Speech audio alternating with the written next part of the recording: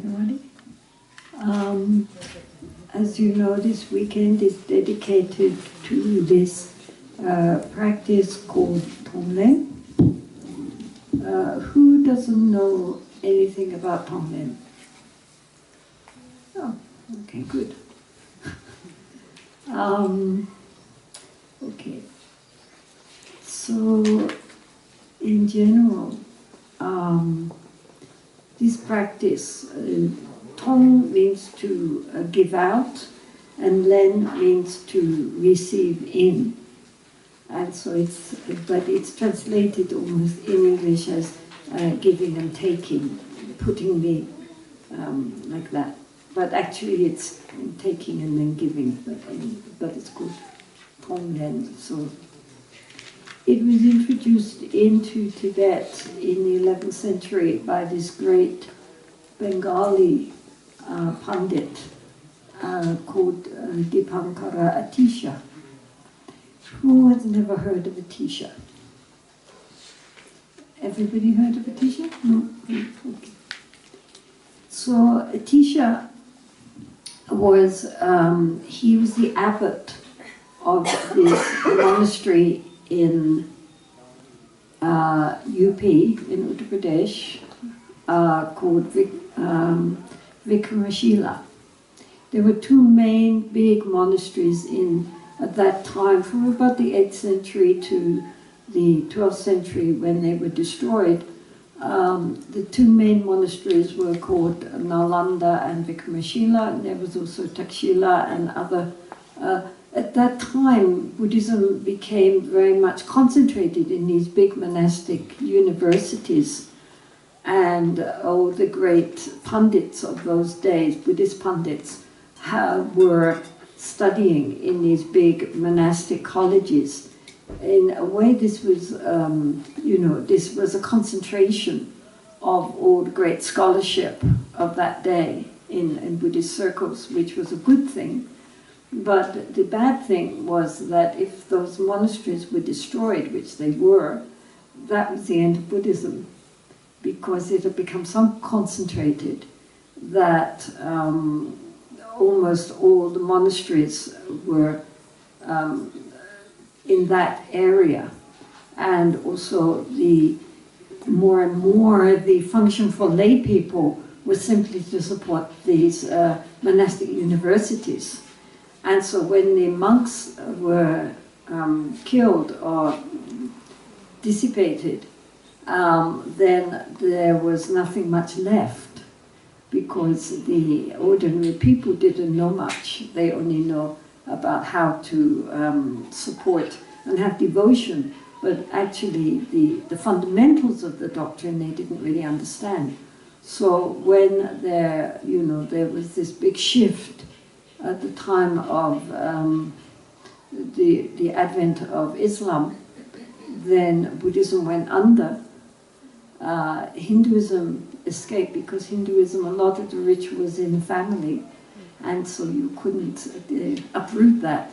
But in Buddhism, it was all centralized in these big monastic universities, and you destroy those, and that's the end of Buddhism, basically. In fact, it's very nice that now, finally, the shoots are coming up again of Buddhism in India, because for 1,000 years, even the word Buddha was not known. And so only nowadays, I see it myself, that more and more and more interest in all levels of Indian society, an interest again in what the Buddha taught, and how, to integrate that knowledge into daily life. So Atisha was from Bengal. He was from what is nowadays Bangladesh. He was a very great scholar, but he was also a great practitioner. And he traveled also to Sumatra in Indonesia and spent about 18 years there studying. And then his fame spread throughout, and even in the Himalayan regions he was well known. And at that time, this is the 11th century, Buddhism was having a bit of a hard time in Tibet. It had been introduced in the 8th century by Guru Padmasambhava and Shantivakshita, who was a great scholar. But, you know, there was not much input coming from India at that time. And so a lot of the doctrines were getting somewhat degenerate. There was a lot of confusion about how to practice properly. And in general, it was, Buddhism was on the decline. So the king, there was a very religious king in Western Tibet called Yishi-e, which means light of wisdom. And he was very concerned that the Dharma in Tibet was on decline. And so he felt they needed to bring fresh impetus from India again, to get very clear about what the doctrine was. And so he invited Dipankara Atisha. But Atisha said he was too old. You know, it's very difficult going across the mountain, and then Tibet is so high and so cold, and the food is so different from India. And he felt he was not in a fit state of health to make such an arduous journey and then be stuck in such an alien country. Tibetans were considered very much barbarians at that time, and the Indians looked down on them enormously. And so I think also he felt he didn't want to spend his last years stuck with barbarians. So he said no, he couldn't go. And so then the king decided the only way to bring him would be to himself personally go and invite him. Just sending delegates was not enough. So he started, the king Yishi-e, he started towards India. And when he got to the Nepali border, he was captured by one of the Nepali kings and imprisoned. And the king said that he would only be released in payment, ransomed for the king's weight in gold. So the king's son, whose name was Chancho-e, or light of awakening, of Bodhi, went around trying to get gold, enough gold to fulfill his father's ransom.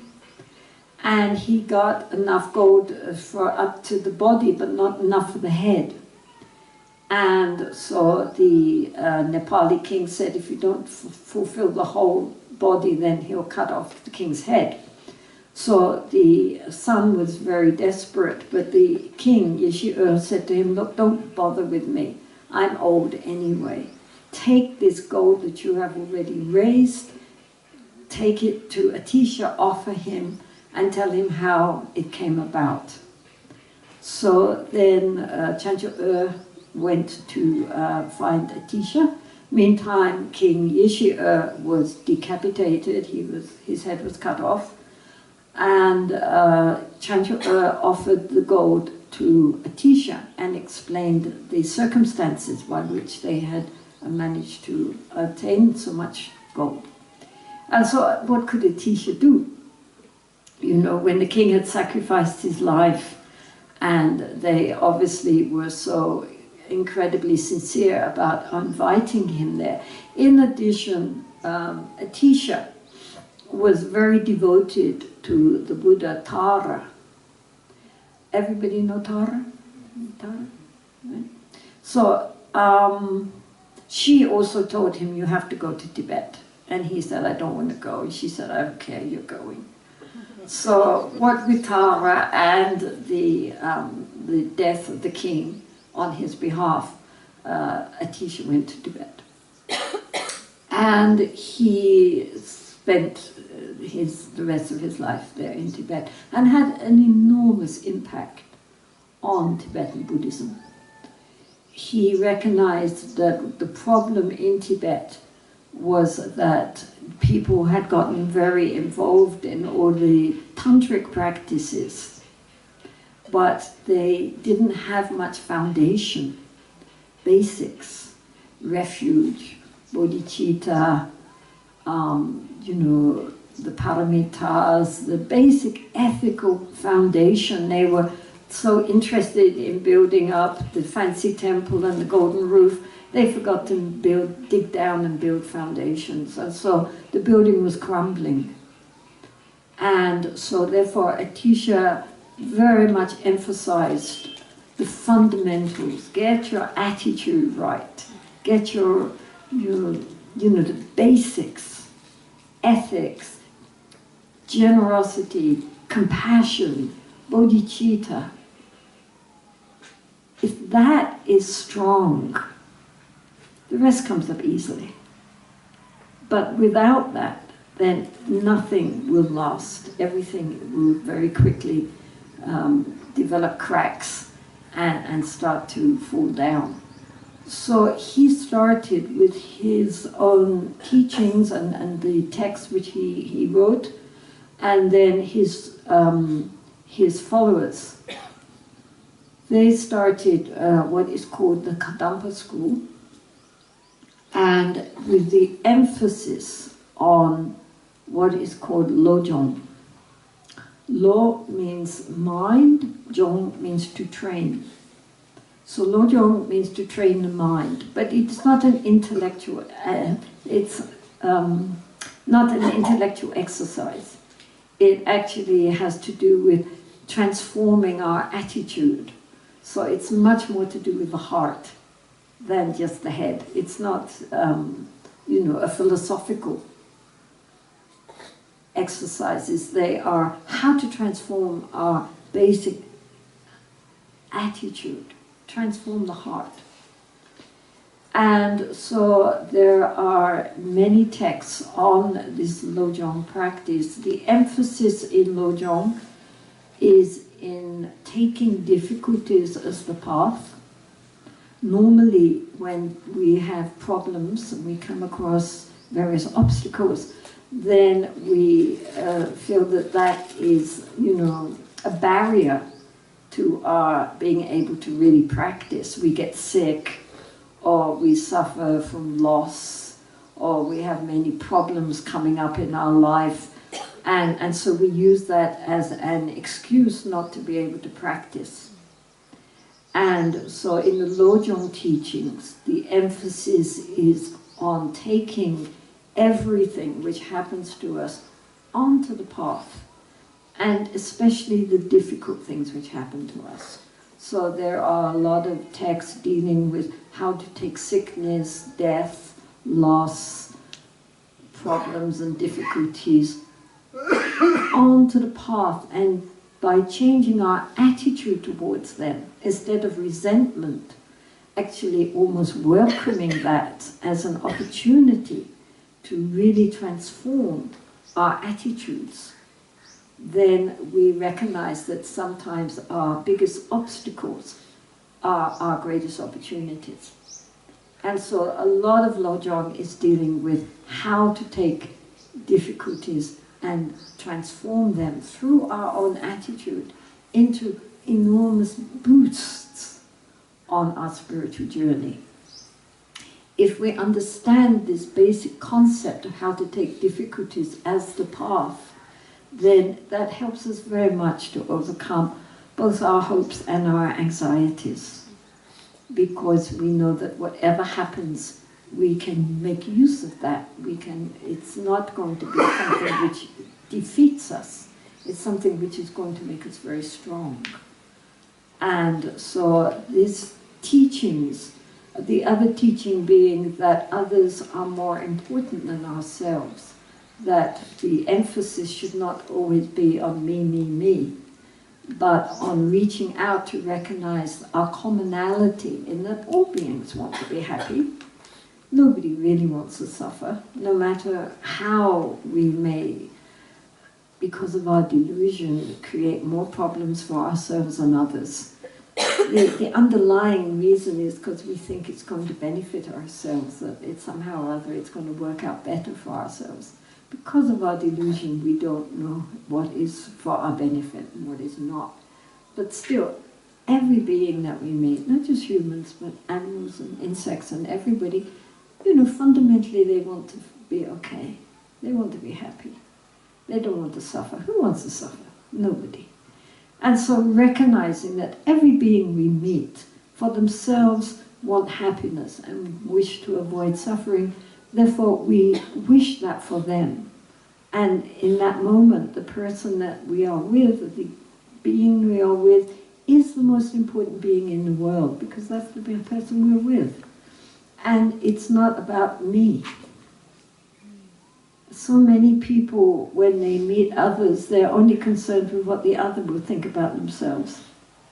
And so this makes us very uptight and very, uncomfortable and stressed, because we're always worrying what other people think about us. But if we stop worrying what other people think about us and just concentrate on how we can bring goodwill to that other person becomes the most important. We are the least important. And in that way, again, every being that we meet is our practice.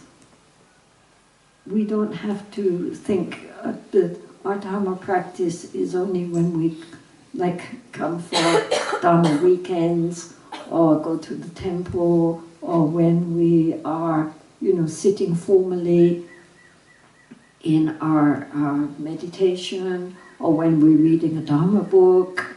That is practice. And the rest of the day is just worldly concerns. If we think like that, then actually nothing will transform within us. But if we take our day, our whole day, and recognize our whole day is our Dharma practice, this is it. Daily life is Dharma, Dharma is daily life. We have all the opportunities to practice generosity, not just generosity of material goods, but, of time, of attention. Smiling at people, saying thank you. It doesn't take time, doesn't take any effort. This is a matter of remembering to be open and sharing with others. And then our ethical conduct, of course, not doing anything to cause harm to others. And our patience was a big thing also in the Lojong teachings, of how instead of getting upset and angry when people are difficult, to recognize that this is our great opportunity for practice, because we cannot practice being patient if nobody is difficult.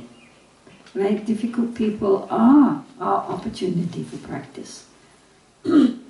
So in this way, to take all our encounters during the day as a means of cultivating our Dharma practice, and recognizing that everyone we meet, whether they are friendly or difficult, are nonetheless objects of practice, and to be grateful for all the varying kinds of responses that we get.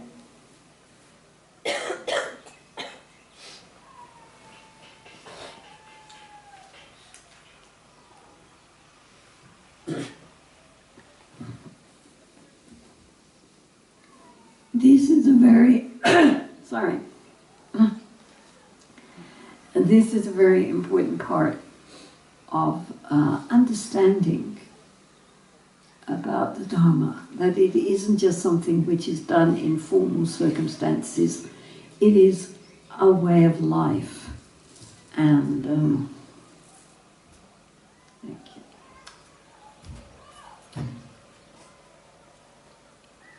And that everybody we meet, especially in our family or in our workplace, or people who we meet every day, they are our practice, they are our teachers. Each one is helping us. Even just by showing us what not to do, they are helping us. And certainly by honing our ability to be open. It doesn't mean that, we just allow people to be difficult and to cheat us or lie to us, but how will we respond to that? If someone is being very difficult, instead of ourselves responding by being equally difficult, to take what their difficulties and transform it by non-reacting towards their aggression or their anger. To see the situation very clearly and respond in an appropriate manner. If we respond anger to anger, then we just create more and more anger. And then as our mind becomes absorbed in anger, we say and do things which later we could regret. And it's also just pouring oil onto the fires. So they get more angry, we get more angry, and it just escalates until in the end we both end up doing things which really would be better not done. Whereas if the anger stops here, and we do not respond with anger, we recognize this as an opportunity for showing restraint and patience and compassion. It doesn't mean we have to be stupid or allow people to get away with things which they really should not do, because that is also bad karma for them. But we do not respond in a way which aggravates the situation. We respond skillfully. And we appreciate that they are helping us to develop these qualities of how to be more skillful in the face of others' aggression and difficulties. I mean, we need to learn how to deal with difficult situations as well as very easy situations. Otherwise, we don't grow up. We are friendly when people are friendly, and we're aggressive when people are aggressive. Then that's like little children. So we have to learn not to do that. This is our opportunity. Unless people are difficult, we cannot learn how to deal with that situation more skillfully. So the Lojong teachings, which were set up by Palanatisha and his followers, very much dealt with these very practical, basic, how to deal with the situations which we meet in life and reverse our habitual responses. For example, that we always want to win. Well, why? Why not allow the other person to win? Then they'll be happy, and I'll be happy because they're happy, because I'm always wishing all beings to be happy. Well, let's make them happy. Let them have the victory. And so, in this way, to reverse a lot of our habitual responses, recognizing that most of our habitual responses are based on our ego, our sense of me, and I've got to be the victor, I've got to be the most important, I've got to win this argument, which causes so many problems. So if we remove the I from this dialogue, then there's no problem.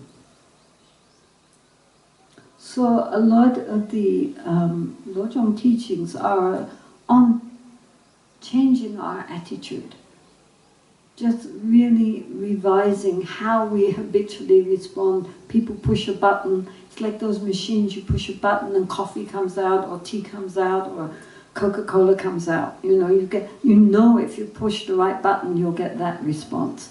And so we become like machines. You push our buttons and you're going to get the right response.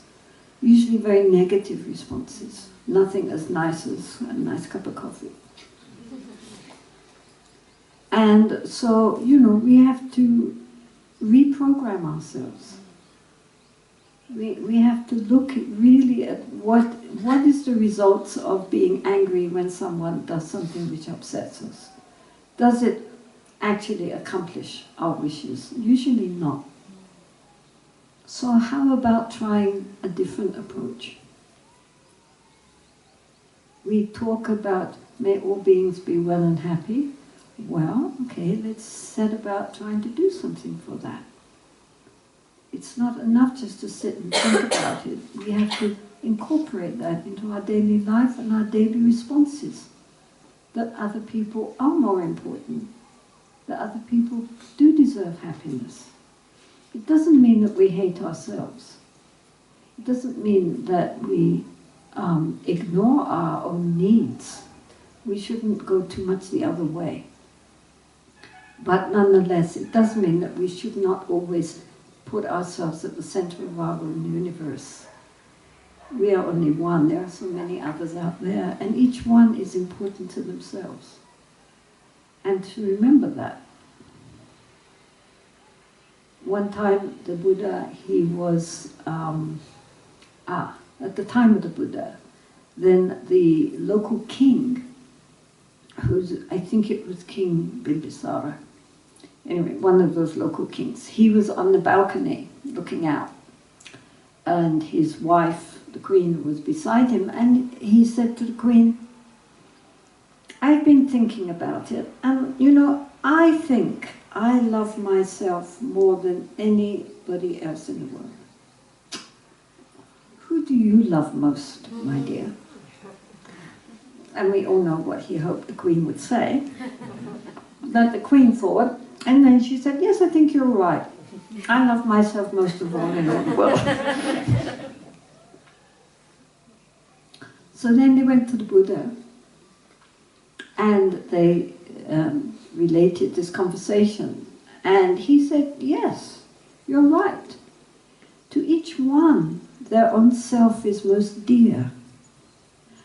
For that reason, we should be kind and loving to all beings. Because every single being we meet, to themselves are most dear. And therefore we should appreciate that. There's no high or low. There's no nice or nasty. Each one wishes happiness for themselves and to be free from suffering. And remembering that we would rather be feeling okay and not suffer, we recognize that in the eyes of everyone else. That really they want to be recognized, they want to be appreciated, they would like some kindness. Even people who are very, very difficult and really deluded, at the end of the day, everybody wants to feel okay. Nobody wants to suffer. We are very overcome by our negative emotions and do all sorts of really stupid things. But that's because we're deluded, not because we are innately wicked. Nobody is innately wicked. Everybody has good nature. So, because we cherish ourselves, therefore we should cherish others. Right? You understand? When the Buddha taught the Brahma Viharas, these illimitable meditations, of which the main two are loving kindness, Maitri or Metta, and Karuna or compassion, he said, we start with ourselves. We give ourselves loving kindness and compassion. We heal ourselves. We forgive ourselves. We accept ourselves and encourage ourselves. This is very, very important. So before we get onto the Tonglen, we have to understand that this is the basis. Is that if we have a well-balanced, healthy sense of self-worth, it is not something that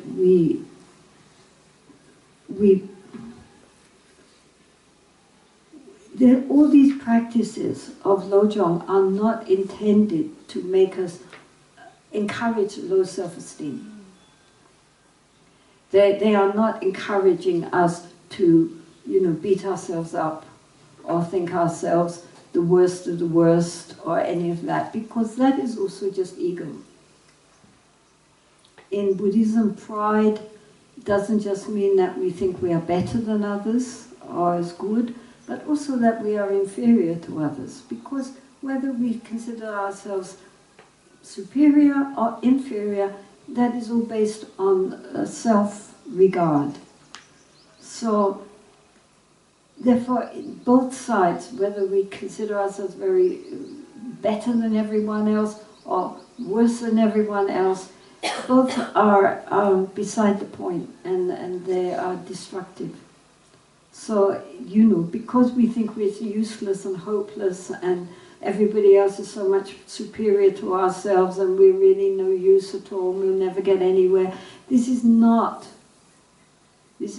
regarded as being a spiritual way of thinking at all.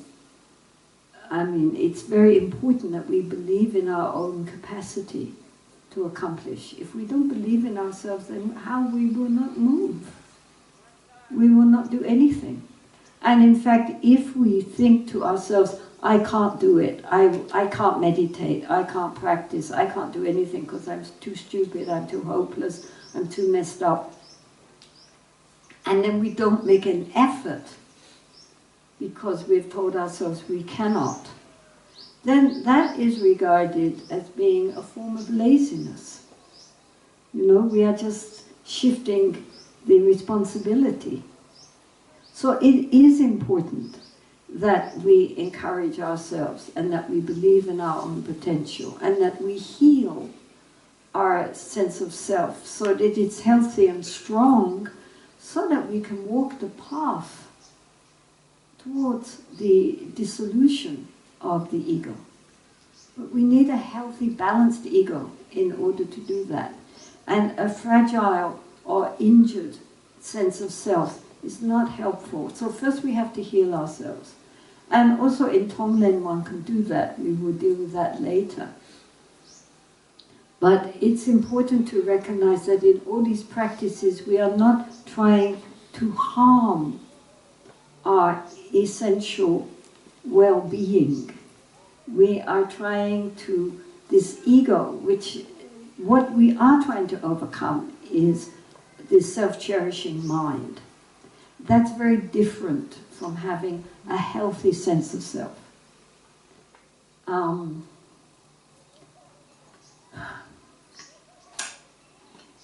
His Holiness the Dalai Lama one time was talking in one of these mind science conferences, which he holds every year. He's very fascinated, especially by quantum physics and by neuroscience, both of which are very compatible with the Buddhist view. And so, therefore, His Holiness is very fascinated by the latest advances in quantum physics, dealing with external things, and with neuroscience dealing with the mind, and how very compatible that is with the Buddhist understanding and view. And so at one time he had a meeting, it said, with many psychiatrists and neuroscientists and so forth. And he was talking about the self-cherishing mind and how we have to overcome our absorption in our own self-interest, and that we should dissolve this constant self-absorption, which is called self-cherishing. Me, the whole time. And so he was obviously discussing this, and then one of the very eminent, because of course His Holiness's mind science forums have now gained a very good reputation, so he gets a very high class of scientists and psychiatrists attending. So one of these eminent psychiatrists said, well, what about low self-esteem? You're talking about high self-esteem and pride and arrogance and self-cherishing mind. What about low self-esteem? And His Holiness looked quite blank and said, low self-esteem? Huh? And he said, yeah, when you don't like yourself, when you hate yourself, when you have no confidence in yourself, and you just don't like yourself. And His Holiness really was very confused, and then asked his translator, what's he talking about? And then they tried to explain, and His Holiness thought. Then he said, oh, I think very rare, very rare. And so then this eminent psychiatrist turned to his eminent colleagues and says, whoever suffers from low self-esteem and self-hatred? And everyone put their hands up. And His Holiness was shocked. Because in general, I think in a traditional society, people feel well about themselves. They know who they are, they know where they are, they know their interrelationships. And Tibetans on the whole had a very strong sense of self-worth. This is what helped them very much when they had to leave Tibet and come to India, which was such an alien society and such an alien culture, everything so different, having left everything behind. They were very resilient and remained surprisingly cheerful, even in those very early days when they first came out. Because inwardly they felt okay. You know, yes, outwardly they had lost everything, but they had themselves, they had the Dharma, they had their devotion, they had what was really worthwhile was already with them. So therefore they had that sense of being well balanced and strong inside themselves. And so this is what His Holiness was judging people on. And he didn't know that in the modern society especially, people are so fragile, especially because outwardly sometimes they, because of education, appear very, very confident. But within themselves, they feel very vulnerable and fragile. And so this was a whole new way of seeing people for His Holiness, and in time for many lamas. One of His Holiness's chief translator, who is called Geshe Tugten. Tugten what? Yes, Tugten Jimpa. He's a very wonderful, wonderful man. I mean, he's extraordinarily intelligent, but also has a heart as wide as the skies. He's a very compassionate, very beautiful man. And he went then, after being His Holiness's translator for many, many years, he still comes back sometimes to translate. He moved to America and he took various degrees, first in England and then in America. He has doctorates in various subjects. But he started a course in the Brahma Viharas, in the illimitable meditations, especially loving kindness and compassion for Americans. And he discovered, again very surprised, that the traditional format, which is to start by sending loving kindness to yourself, they couldn't do. They could not send loving kindness to themselves. And he was really surprised at that. How deep was the low self-esteem and the self-dislike, that people were not happy with themselves, that they were very critical of themselves. They felt themselves inwardly to be bad people or very vulnerable. They didn't like themselves. And he was very surprised because, as you know, Americans outwardly seem so confident. They're so sure of themselves. They know what is right and the rest of the world should follow their example. Not so much in this present government, but normally. You know, and when they write CVs, it's all about how fantastic they are and what they've done and what they've accomplished and how incredible they have to sell themselves. And so they're always selling themselves. And so, I mean, all of us in one level are doing that, but especially Americans have to do that to survive in their society. So they have a mask, which they are wearing, of tremendous confidence and self-assertiveness. But behind the mask, they feel so vulnerable, so lost. They don't like themselves at all. And so therefore, Tenzin Palmo encouraged them, all right, we'll change the order, and we will start by send the second, which is to send love to beings you love. So therefore send love to your family, or if you don't like your family, then to some friend, or your pet dog, or cat, or bird, or fish, or anybody you love. Please find somebody that you wish happiness to. And wish them happy.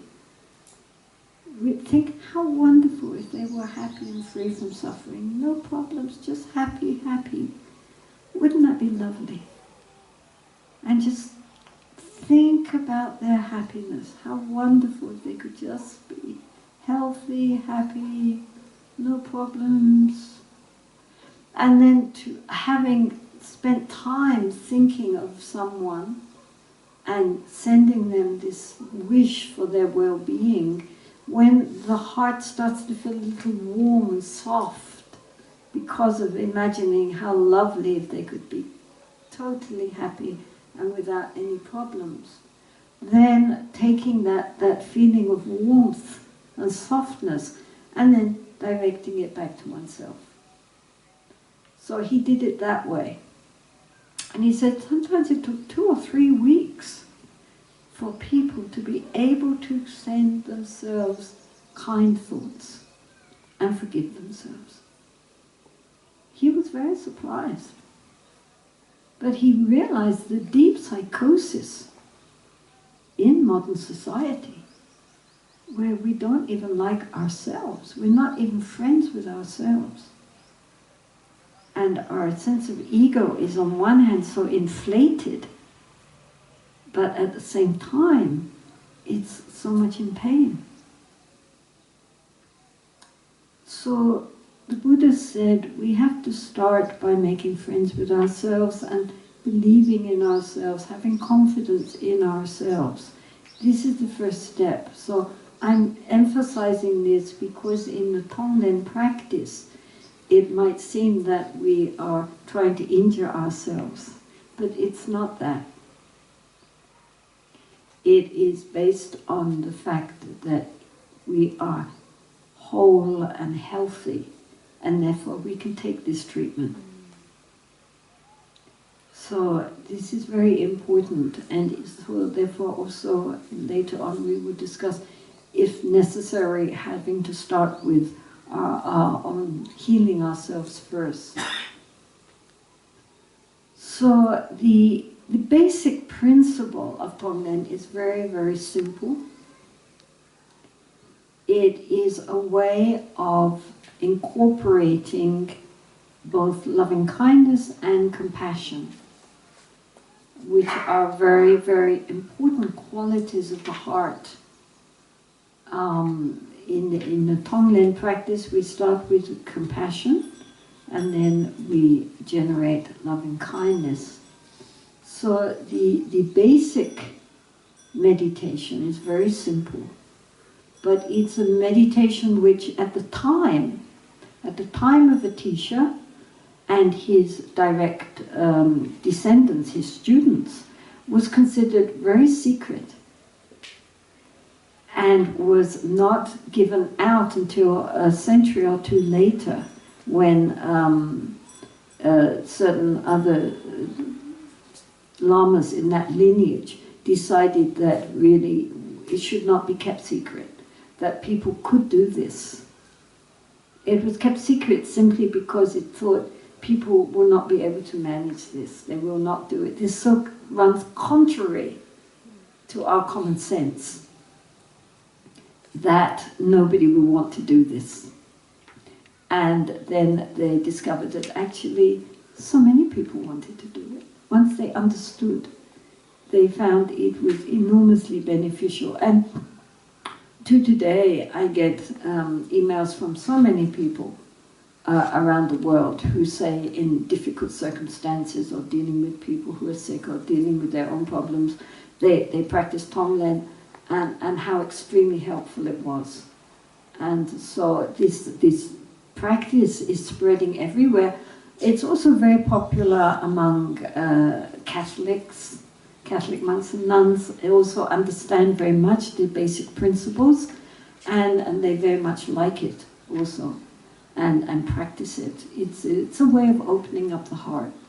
And you know, especially at times when we don't know what to do, this we can do for helping others.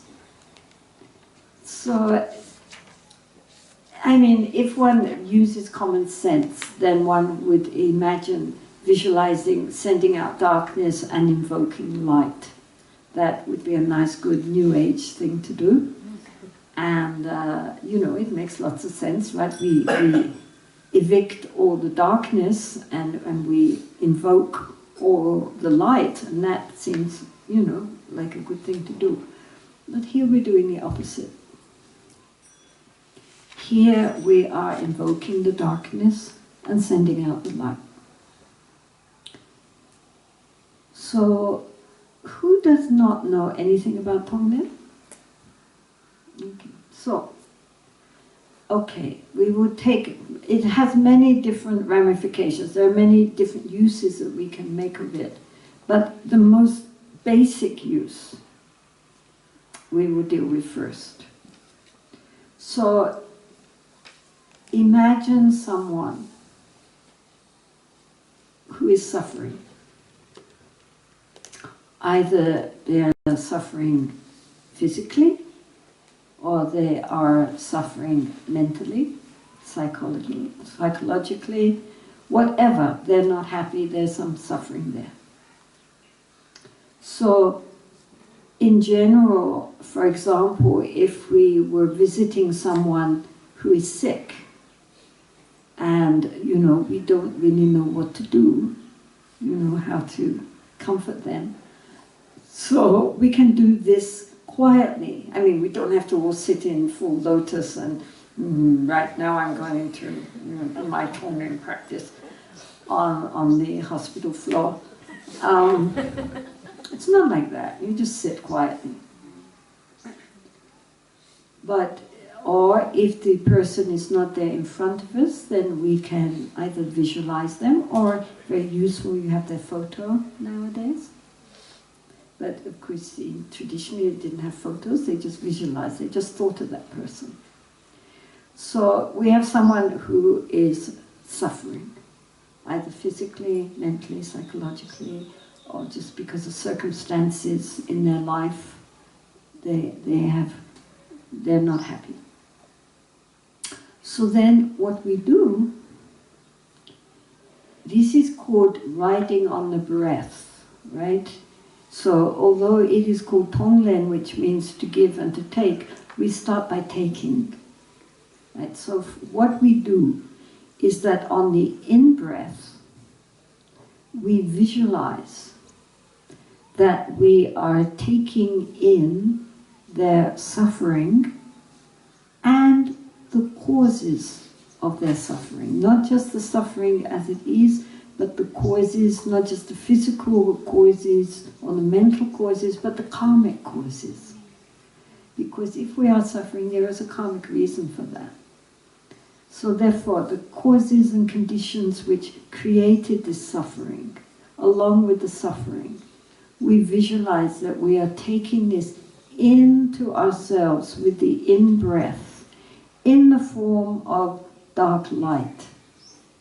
So it's like being a kind of vacuum cleaner, right? So we visualize that with the in-breath, we are taking in the dark light, right?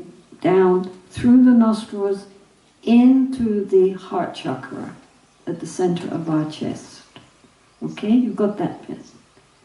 In-breath, we visualize taking from that person their suffering and the causes of their suffering in the form of dark light. It's coming, sucking it all up into ourselves. It goes in through the nostrils and down into the center of the heart. Okay? Got that? At the center of the heart, one doesn't need to, but one can visualize a small black pearl, very small black bead, of which represents the ego. me. Right? It represents the self-cherishing mind which is saying, I'm really sorry that you're suffering, but I'm glad it's not me. Right? One of the main questions ever asked about Tonglen is, oh, this is very nice, but doesn't really work, does it? Right? So it doesn't really work, does it? I.e., I'm not really going to take on their suffering, am I? It's the ego. That's exactly what we are hitting, is this I, which of course is very sorry, but nonetheless doesn't want it, because our compassion is so limited. So therefore, this black light hits against that self-cherishing mind. That's the whole point. That this I, which, yes, feels sorry, yes, is compassionate, but no, doesn't want there any additional problems. I have enough of my own, I don't need yours. That self-cherishing mind is what is obscuring the true nature of the mind, which is infinite wisdom and compassion. So, we visualize the dark light hitting this little pearl of self-cherishing I at the center of our being. And because the last thing the I wants is to take on the suffering of others, and so we're so going against the I's wishes, it dissolves instantly. It's not that it sits there, the darkness. The darkness comes in, it hits at the pearl of our self-cherishing, our ego, and dissolves it. Compassion will dissolve the ego. And so then, with the out-breath, comes this incredible golden or bright light, which is from our fundamental nature of the mind, our Buddha nature. And that comes out, and it completely envelopes the person that we are thinking of, enters into every cell of their being, all this light of love and health and well-being, right? So with the in-breath we are invoking the darkness of their suffering, with the out-breath we're sending happiness, light and love. So the point is that the nature of the mind, our true Buddha nature, which we all possess, never can be polluted by the darkness. It's only the ego, which needs to dissolve anyway. The ego is what's blocking our recognizing our true nature. And so therefore, the more we hit against the ego and dissolve it, the more the light of our true being can shine forth. So this is not only for practicing to heal and help others, but especially for dissolving our main problem, which is the cause of all our suffering, which is our ego. So we invoke the darkness, it hits at the pearl of our self-cherishing mind, which instantly transforms. You can think of it transforming into a diamond, for example. I mean, if you like to visualize that, then that diamond sends out bright, clear, vibrant light of all our wisdom, happiness, health, all good things. Because the nature of the mind, no matter how much darkness there may be invoking into the ego, never, ever, ever can diminish or obscure the true nature of the mind. The true nature of the mind is boundless, so we endlessly can send out light and love and intelligence into the universe, and especially into the being who is suffering. So, in actual fact, this practice does not harm us, but if it did, we would still wish to do it. Because the only thing it's really hitting against is the ego, which is concerned with its own well-being, and despite its compassion, is not compassionate enough to really want to take on the suffering of others. So the point is that the Buddha compared loving kindness. He compared loving kindness to a mother with her only child, because a mother with her only child loves that child so much. She loves the child more than herself. Recently we were in Mumbai, and the first thing we did was to visit a cancer hospital for children. And so there were all these children from like a week old with a brain tumor to, you know, children up to the age of 15. And all of them had various forms of cancer. Most of them were undergoing, you know, chemotherapy or radiation. You know, they all had bald heads. And, you know, when you have chemo, you know, it makes you feel horrible. And here they were, these small little children, 8, 10 years old, all going through these treatments. And such, you know, so most of them, the ones we met, I mean, some of them were really out of it, you know, just lying there asleep. But the ones who weren't, they had such resilience. And they were, you know, often so cheerful and wanted their photos taken. And were just, you know, bearing with it. And what was also very impressive, of course, was the love of their parents. Especially they allowed the mother to be with the child. And there was a mother seeing her sick child, and you just knew that she would have done anything for that child. She was, you know, completely with that child. So much love and so much compassion and strength. And so that feeling of a mother for her child, of course fathers also feel it, but because the mother bore the child in her own womb, there's that special connection there. And so the Buddha compared it to a mother with her child, just as a mother loves her child, her only child. So we should extend that feeling of total selfless love for your child to all beings. So that is the feeling that we are trying to evoke here. It's that just like a mother would do anything for her child, so we must also have that sense of really wishing how wonderful if that person could be free from suffering, and that they should be released from the suffering. If I need to take on their suffering in exchange, I will willingly do that. And then just watching, you know, even just how we might resist. Oh, well, it's also a sentient being. You know, even flies have Buddha nature. Even flies have Buddha nature. All beings have Buddha nature.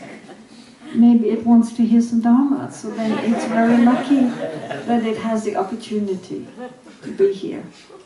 Sit on you. Huh? Sit on you. Yes, I mean, you know, it's making a Dharma connection for next life. So, you know, all beings wish happiness, and all beings do not want to suffer, not just human beings. You know, also flies and insects and, you know, cows and dogs and every being. If you have an insect, you know, like an ant, and one taps, you know, it will rear up and run away, thinking, oh, there is danger. You know, something wants to harm me. Just as we would. Eh? If somebody, when we'd run. So, we are much more interconnected than we think, right? We are not so superior. We are also animals, and we have, truthfully, much of our brain is the same, identical with an animal. And recently I read that the closest in DNA to us, humans, is a fruit fly.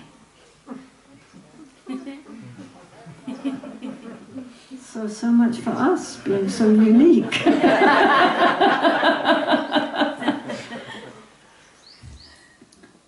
So all beings want happiness. And maybe at some point we had also been reborn as a fly. We don't know. We can't remember, but we go up, we go down, and hopefully evolve.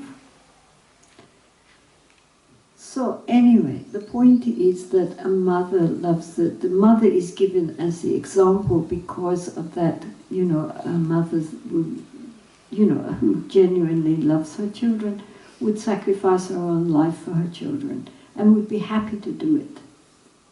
So that is why it is used as the model.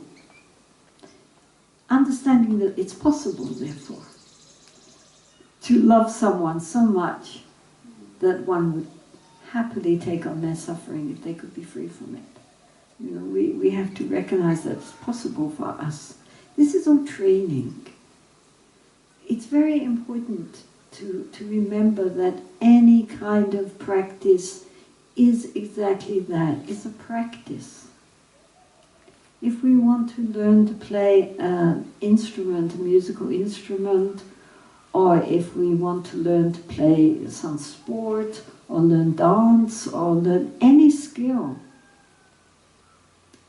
we have to start where we are at the beginning and practice. And nobody can sit down and immediately play a musical instrument. Nobody can immediately know exactly how to do the intricacies of classical dance. They practice. And you start at the beginning with exercises, and then gradually, slowly, in the beginning, very artificial, doesn't make sense, everything's wrong. If we're on an instrument, we're playing all the wrong keys, it just sounds ghastly. And if we say to ourselves right then, oh, this shows I'm not musical, and give up, then that's it. But if we say, well, yes, I see this is going to need some practice here, but other people can master this instrument. If others can master it, why can I not? And then we keep practicing and practicing and practicing, and gradually it becomes more and more easy, more and more spontaneous. Things a little, more difficult every time, until finally we are the masters of our skill. It is said that professional musicians have at least 30,000 hours of practice behind them. And that's just to be a musician, what to speak of transforming our mind. So, the fact that when we sit to do any practice, it doesn't come naturally. There are problems, there are difficulties, we don't do it properly. So what?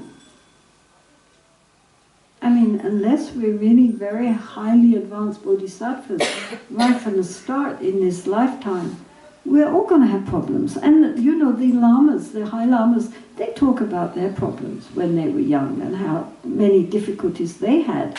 And they have been practicing for lifetimes. So you'd think they'd get it like this, but no, they also had to practice, they also had problems. So what to speak of, ordinary people like us. So when we try to do these practices, we shouldn't expect that it's all going to come just like that. If it does, that's fantastic. But even if it doesn't, even if it feels very artificial, or we think, oh, this is just a waste of time, or anything, it doesn't matter. Just a little bit, a little bit, a little bit. Keep practicing, and then the mind begins to learn. I mean, if we take it from the point of view of neuroscience, then one of the, you know, all our neural pathways, then one of the good things which they have learned is that these neural pathways are quite plastic. In other words, they can be changed. Originally they thought that we were all genetically engineered so that, you know, whatever kind of neural pathways we have in the brain, that's it. And we can't really change it. It's already genetically pre-programmed. But now they've discovered that's not true at all. And that actually we can change our neural pathways, and it doesn't take that much effort as we imagine. It's just a matter of doing it again and again. I mean, if you consider a neural pathway like a road, right? So certain ways that we respond and we react, we have done that since maybe childhood and never tried to change. So now it's a 6-lane highway, right? So we get on that road and off we go. But if we decide that that road is not a good road, like we get upset and angry every time anything goes against our own ego's wishes, we get angry and upset. And we've always gotten angry and upset since we were children. And so we think that's me. I'm always, you know, I'm an angry type. It's easy to get me upset. But if we recognize that that's just because we have created this highway, but if we then decide we're not going that way, we're going to try a different road, then at first, when we try making a different road, you know, we walk along and then all the grass goes back again and we can't see that there's any road there. But if we keep going on that road every time, making a determination, I'm going to go on this track, not on the highway, then eventually it becomes a path. And then if we keep going long enough, it will get into a real paved road, right? I mean, we all know how these things happen. You know, you start as a path and then it gets into a road and then it gets a double-lane road and then 4-lane road, and before you know it, meantime, that 6-lane highway, nobody's using it, so all the grass starts to grow up, the surface starts to crack, and before you know it, it's gone back to jungle again. Do you understand? And they discovered that this is really true. They got this group of people who were ordinary people, not meditators, not Buddhists, not anything, just volunteers. And they showed them videos of, video clips of things which would invoke anger and, you know, upset.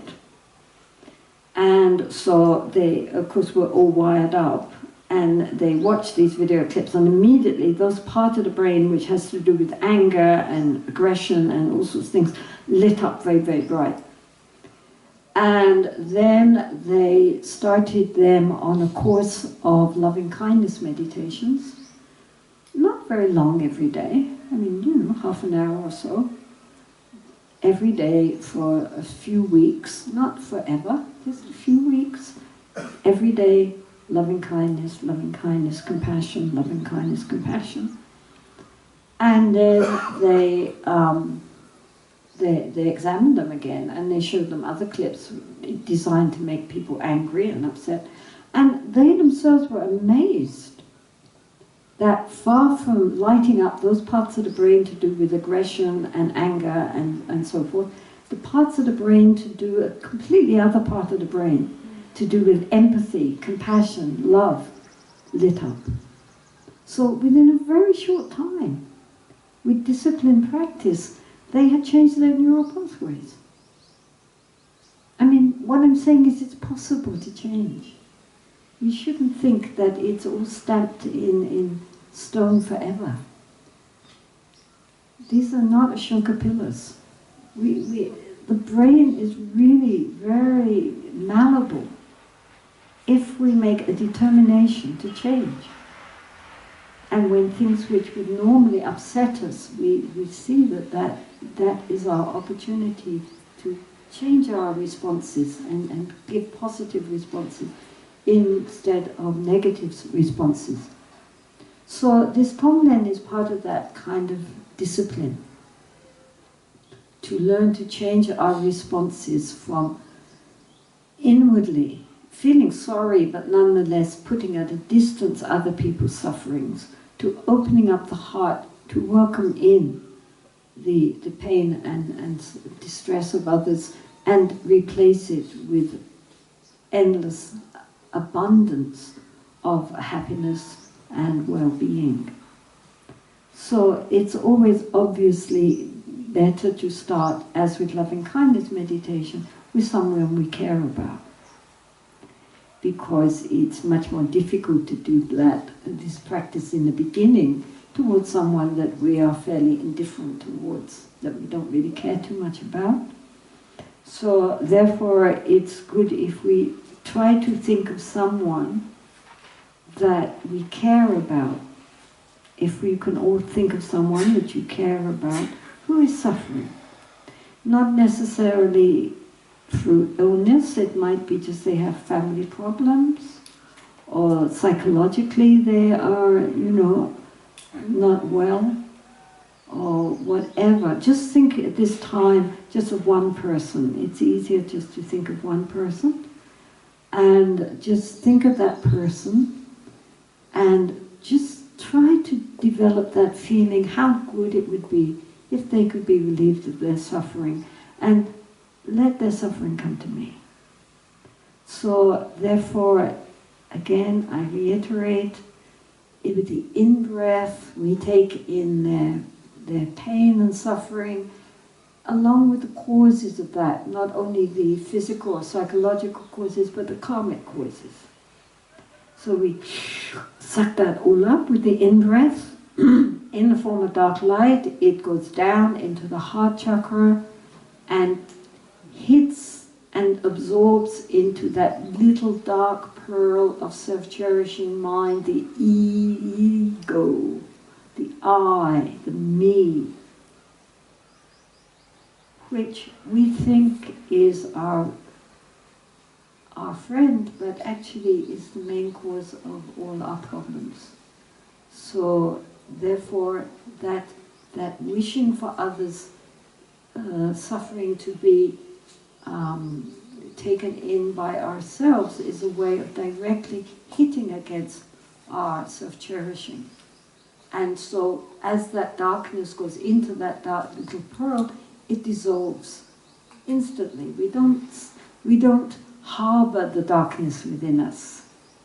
We use the darkness just to dissolve that tight I-ness that we all feel. And it dissolves and transforms immediately into a realization of the nature of the mind, which then sends out all this love and light and intelligence, which completely absorbs into the object of our meditation. Every cell of their being is healthy and filled with light and joy and happiness and intelligence.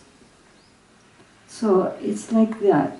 So this is the basic Tonglen practice. There are other adaptations which we will do later, but this is the basic practice. To take in the darkness, give out light. Okay? So we will sit for 15 minutes and just relax. First, relax. Sit nicely, but don't tense up, don't grit your teeth. Just relax. First bring the attention to the breathing in, breathing out. Not doing Tonglen, just doing basic shamatha practice, calming the mind, getting ourselves centered. And then when mind feels a little bit more stable, our attention is a little bit clear, then bringing in the object of our practice, imagining them there however we wish to imagine them. And then we start with breathing in, breathing out. The practice rides on the breath, right? So don't spend hours trying to breathe in the darkness and then a long time breathing out. It's automatic. And it's not a pranayama, so we don't need to,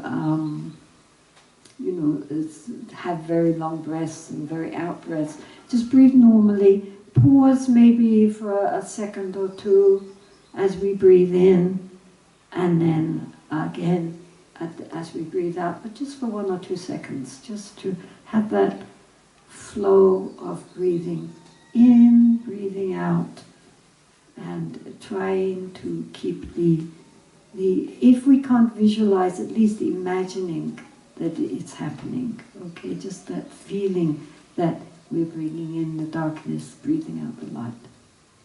Okay, so we do that now for 15 minutes, and just quietly relax, and just trying to bring the mind to the visualization. Eyes are closed while we do this? Your eyes can be open or closed, whichever feels most comfortable. Normally in the Tibetan tradition they keep their eyes slightly closed and just ahead, but it doesn't matter. And nowadays also I have heard many lamas saying if it feels more comfortable to close the eyes, do so, especially when you're with a big group. It might feel more comfortable just to lightly close the eyes. It doesn't matter, whichever. The important thing is to keep the back straight, but keep the body not tense, and the mind as straight as possible, but not tense, right? So relax. Relax, but be attentive.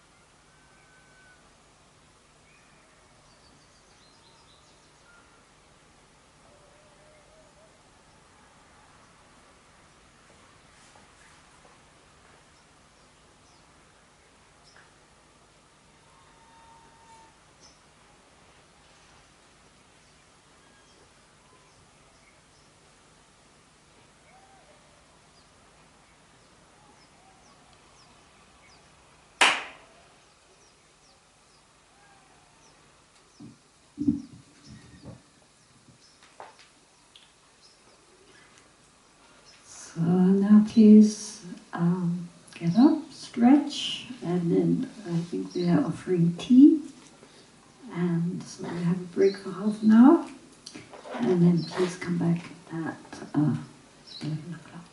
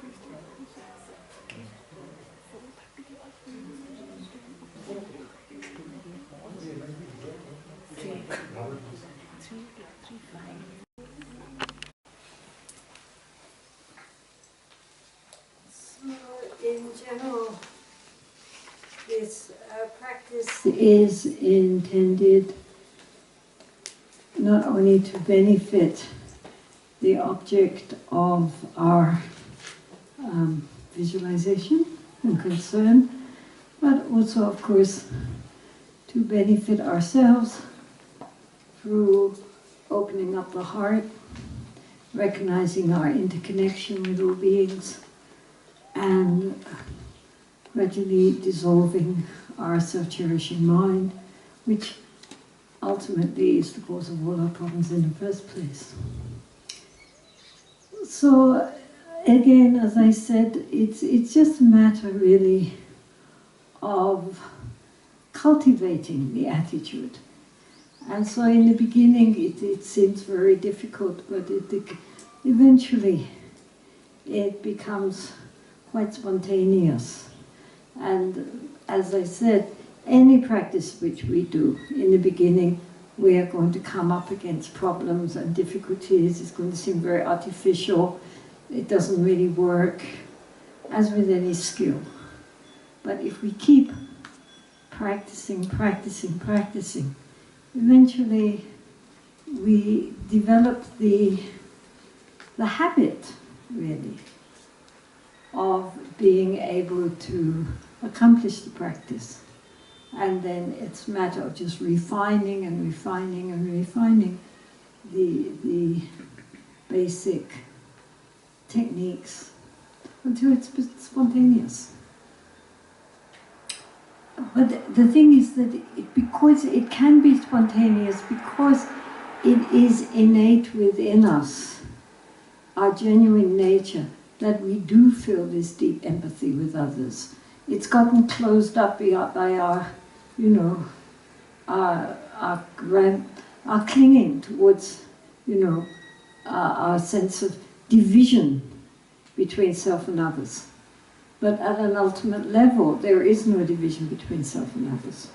So really, we are also, by using this technique, getting back to a much deeper, more fundamental nature, which recognizes how very interconnected we are with all beings, and this separation which we feel, I and the rest of the universe, is based on our not seeing things clearly, not seeing things as they really are. Why not? Because our pure vision is blocked by the ego. So, you can hear me? Yeah. Can you hear me? Yes. Yes. So, the important thing, therefore, is to recognize that this practice is certainly based on compassion and loving kindness, but it is a very direct hitting at the problem of why we do not feel loving kindness and compassion, which is our own self-concern.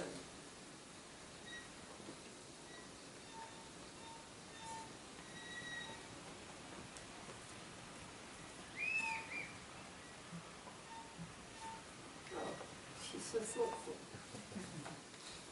So, therefore, as I say, even if at the beginning it doesn't seem real and it just seems, you know, or even if people start to get into it, they get fear because, as I say, one of the main questions is, but it doesn't really work, does it? You know, I mean, yes, I'm happy to sit there taking in others' suffering as long as actually I don't get others' suffering, right? So, I mean, this game that the mind plays, without being angry with ourselves, without being upset by ourselves, we should smile at ourselves and see, you know, how much the defenses are up that our ego puts around itself in order to protect itself from the genuine distress and suffering of others. When I was a small girl, about 8 years old, I was brought up in London. And my father had died when I was 2 years old. So there was my mother, my older brother, myself. And my mother ran a shop which had been she inherited from her husband. And so normally she was in the shop and we lived in the flat which was above the shop. But at one time she suffered from kidney stones, which is very, very painful. It's one of the most painful things you can have. And so she was ill in bed with her kidney stones. And one time I was playing in the kitchen and I had a nylon dress on and it hit against the electric fire. And next thing I knew, I was all up in flames. I remember suddenly I was just enveloped in all these flames. And so I ran up the stairs and then along the corridor to my mother's bedroom. And of course I was screaming. And my mother said that suddenly she heard these screams and then next thing she knew, I came running into the bedroom all enveloped in flames. So, of course, she put the flames out and wrapped me in a clean sheet. I think she put some penicillin cream or something. But anyway, the next thing I remember was that I was on the ceiling looking down and there were all these beings of light. I couldn't see them, but I could feel you know, I felt them. All these beings of light around saying, come with us, come with us. It's a usual, you know, near-death experience type thing. So I thought, oh good, now I'm going to die. That will be interesting. Let's see what happens. And I really wanted to go. with these beings of light. I mean, I looked down and I saw my little body down there. It was all burned up.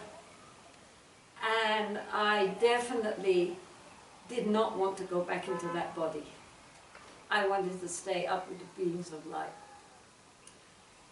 But next thing, the neighbors who had heard the screams started coming in. I mean, we didn't lock the front door in those days, right? So they could come in, and so they came to see what had happened. You know, they had heard the screaming. And next thing I knew, I was back in my body again. And then my mother said that the whole of my back had burned off. It was just one great big blister. But she had wrapped me in this clean sheet. And then the next thing I remember was lying on a trolley in the hospital. And the doctor said to me, "You're a very brave little girl. You must be in tremendous pain." And I said, "No, there's no pain." And he gave me a funny look, but he didn't say anything. So I was in that hospital for several weeks. And, you know, every day they did the dressings and so forth. And I remember thinking what fun it was to be there, because there was no pain and I wasn't sick. I had to lie with a cage over me, but it was kind of, I mean, I didn't have to go to school. And the staff were quite nice and friendly towards us. It was a children's hospital. Anyway, I was in that hospital for several weeks. And during all that time, I mean, you know, if we just burn the top of our finger, how painful it is. My whole back was burned off. And there was no pain. And I also have no scars. And many years later, at the time I didn't think about that. You know, I was about 8 years old. I didn't stop to puzzle why I didn't feel any pain. And the staff, the nurses and so forth, just thought I was very stoic. They thought I was being very, very brave, a good little girl. I remember one time, one of the nurses, she was changing my dressing, and suddenly I felt this incredible pain. And I cried out, just for a second. And the sympathy you get. She said, "Oh, don't complain now. You've been so brave up to now, so stop making a fuss."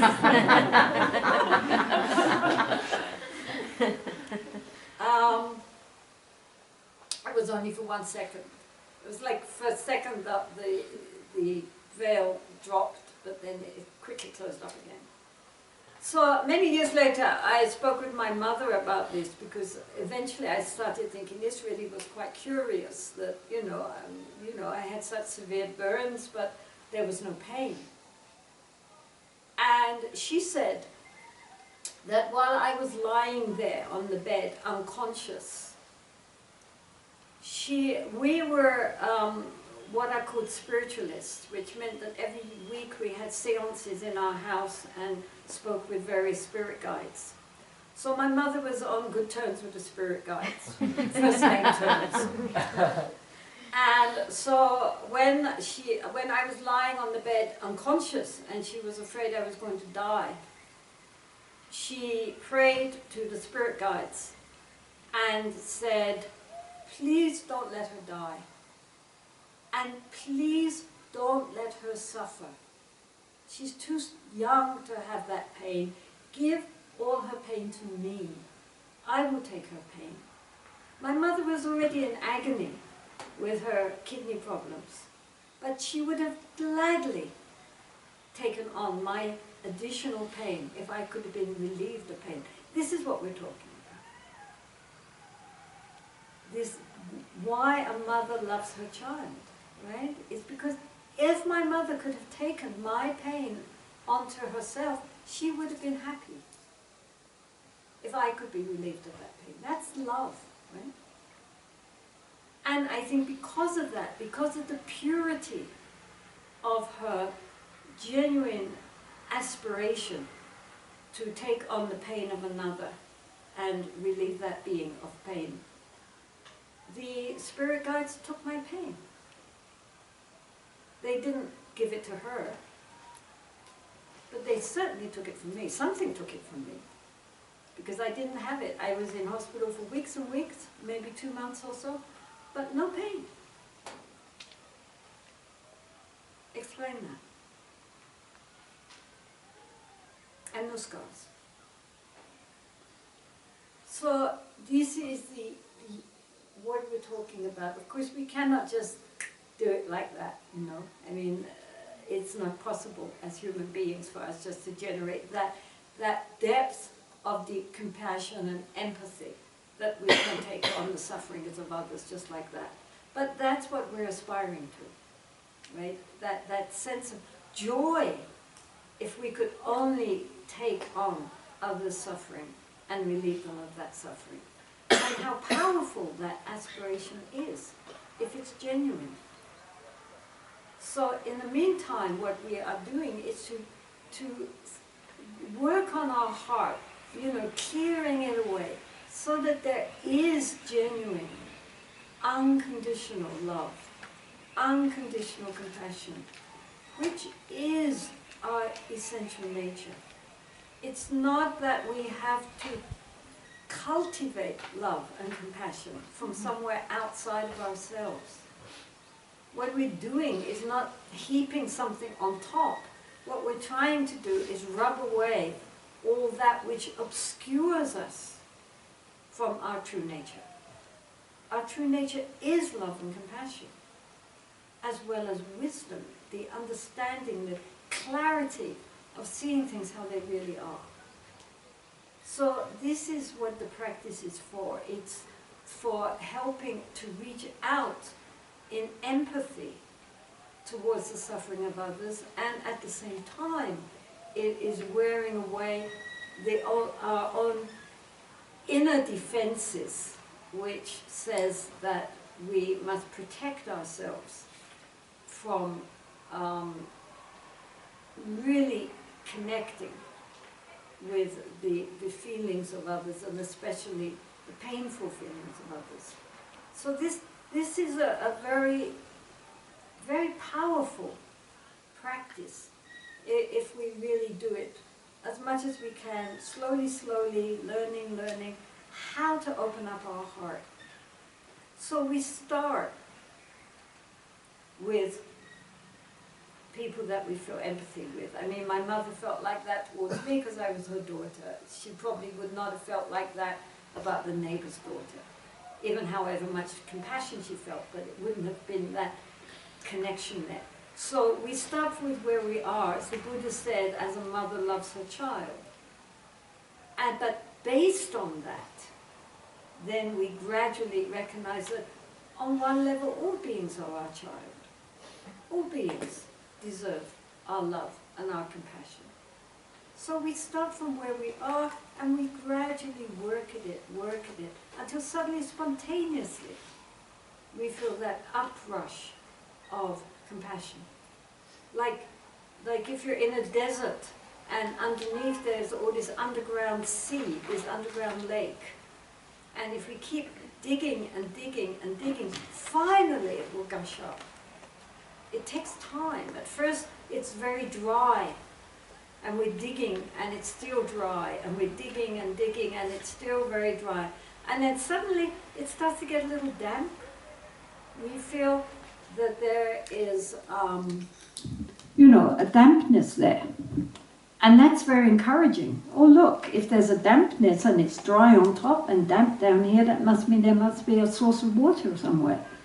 So then that encourages us to dig deeper and deeper and deeper. And finally we reach the source, and then it just all gushes up of its own accord. It becomes a fountain. So this is what we are trying to do, is to wear away the dryness in our heart. Our heart which, we're sorry for other people, but we don't really feel genuine interconnected empathy for them. So we're trying to wear away that resistance within us, which the ego puts up. The fear that the ego puts up, that somehow we will be overwhelmed and we won't be able to cope. Not recognizing that inwardly we have enormous resources of strength based on compassion. We don't know who we really are. This is our problem. We identify usually with all the wrong things, and we don't recognize our own infinite inequalities because we haven't actually touched them. We just see pale reflections, but we need to dig down to the source. So one of the ways of doing this, there are many different approaches, but one of the very powerful approaches is this Tonglen practice, because it's really working at the ego. It's really, helping us to look at ourselves in a mirror. From our responses to genuinely trying to practice what our mind comes up with as excuses. So the first is to do this practice towards people that, we have some empathy with. That makes it easier. Or if not people, then an animal. For example, just recently somebody's dog was very sick, and they took it to the vet to have an operation. And so while the dog was undergoing the operation, the owner was doing Tonglen. One thing about Tonglen is that it gives us a feeling we're doing something, especially in the face of other suffering or injury, and we feel so helpless. Of course, if we can physically help, that's excellent. I'm not saying we just ignore them and just sit and do Tonglen. But if they are in, if we visit someone in hospital, or as I say, this woman with her dog who was undergoing an operation, she couldn't do anything, but she could do Tonglen for the dog. And often one has heard of people sitting there quietly with someone who's sick or someone who's dying and doing a Tonglen practice, and then a doctor or nurse coming in and commenting on the atmosphere in that room and wondering what they were doing, that somehow it had this very vibrant, peaceful feeling in the room. And so if there's a group of people together doing Tonglen, that's even better. It has its own energy. The thoughts have energy. I think this is the other thing, that we think if we're not physically doing something, then it doesn't count. But actually, our thoughts are the most powerful things in the universe.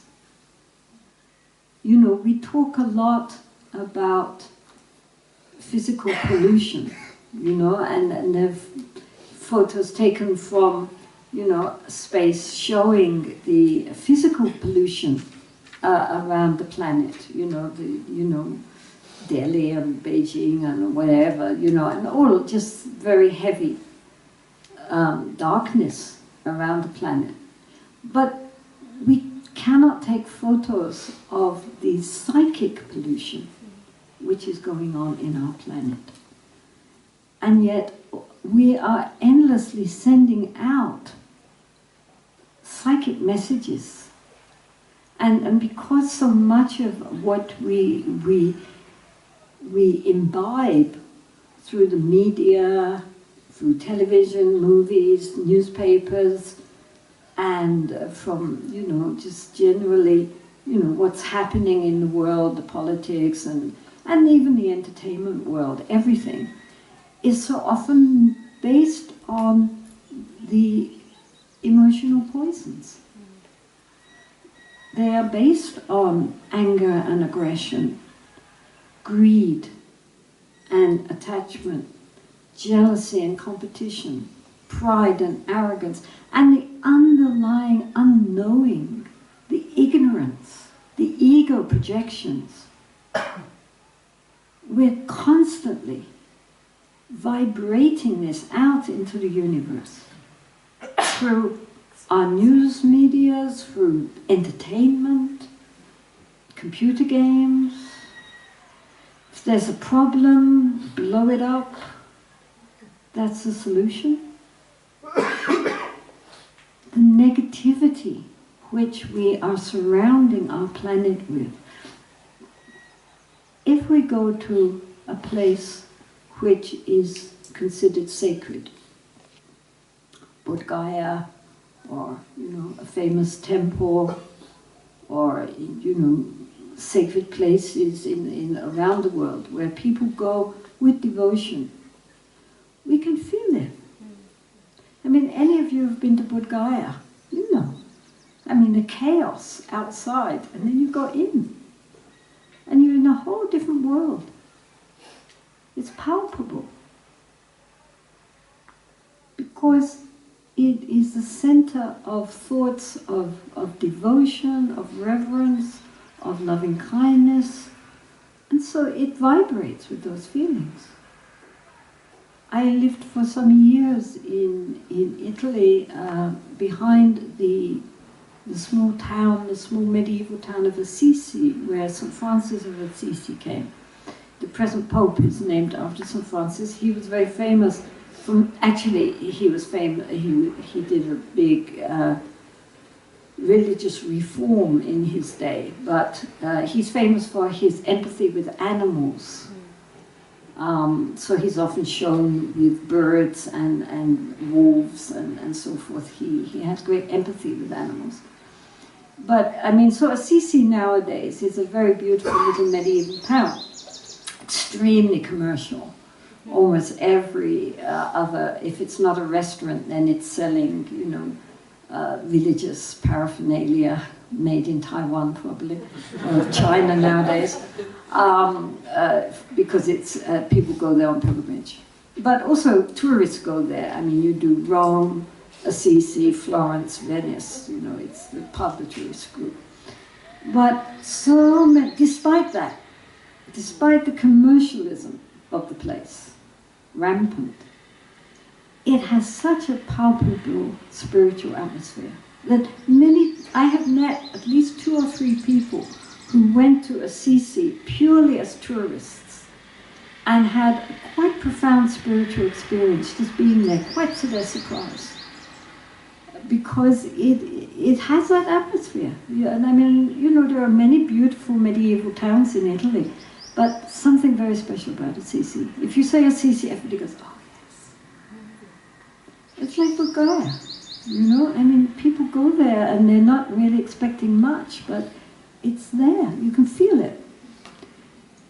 Likewise, if one, for example, visits one of the Jewish concentration camps during the Holocaust, like Auschwitz or Dachau, you don't have to know what went on there.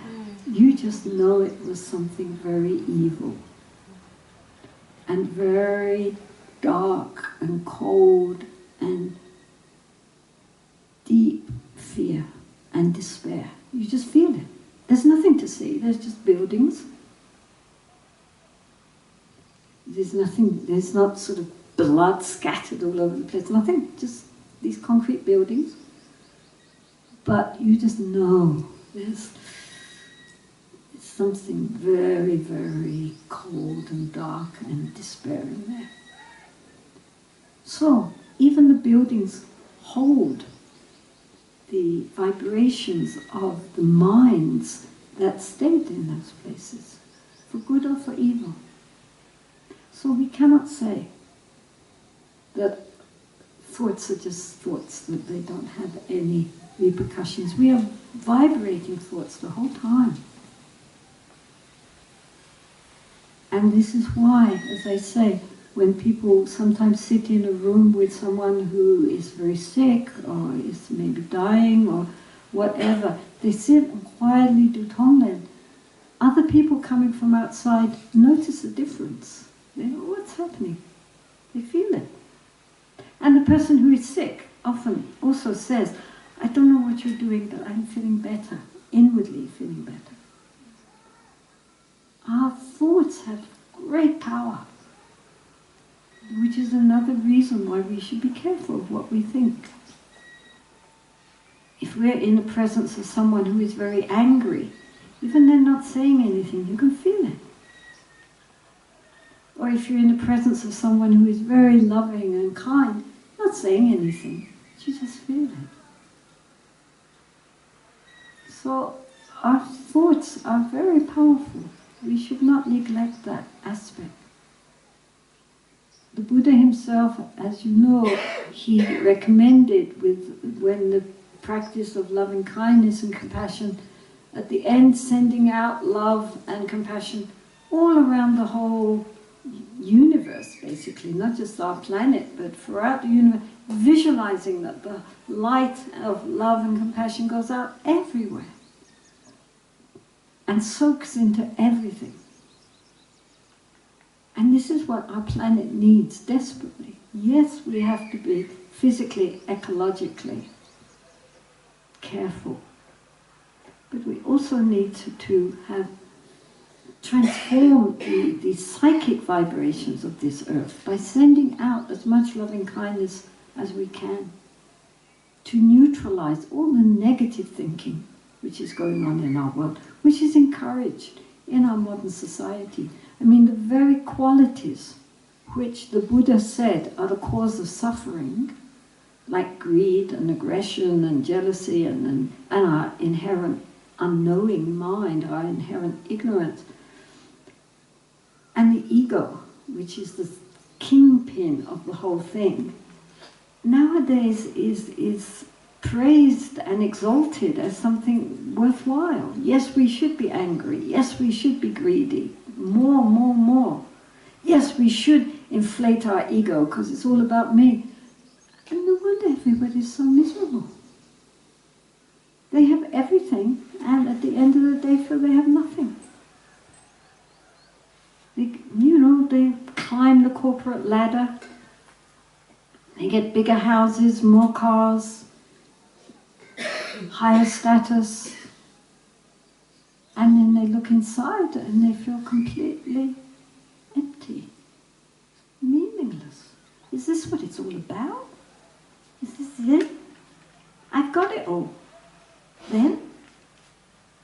So many people come and say like that. That's why many people also come to India. It's not just young people, but people who have had great success in life. And then they looked inside and said, oh, this has to be more to life than this. What am I doing?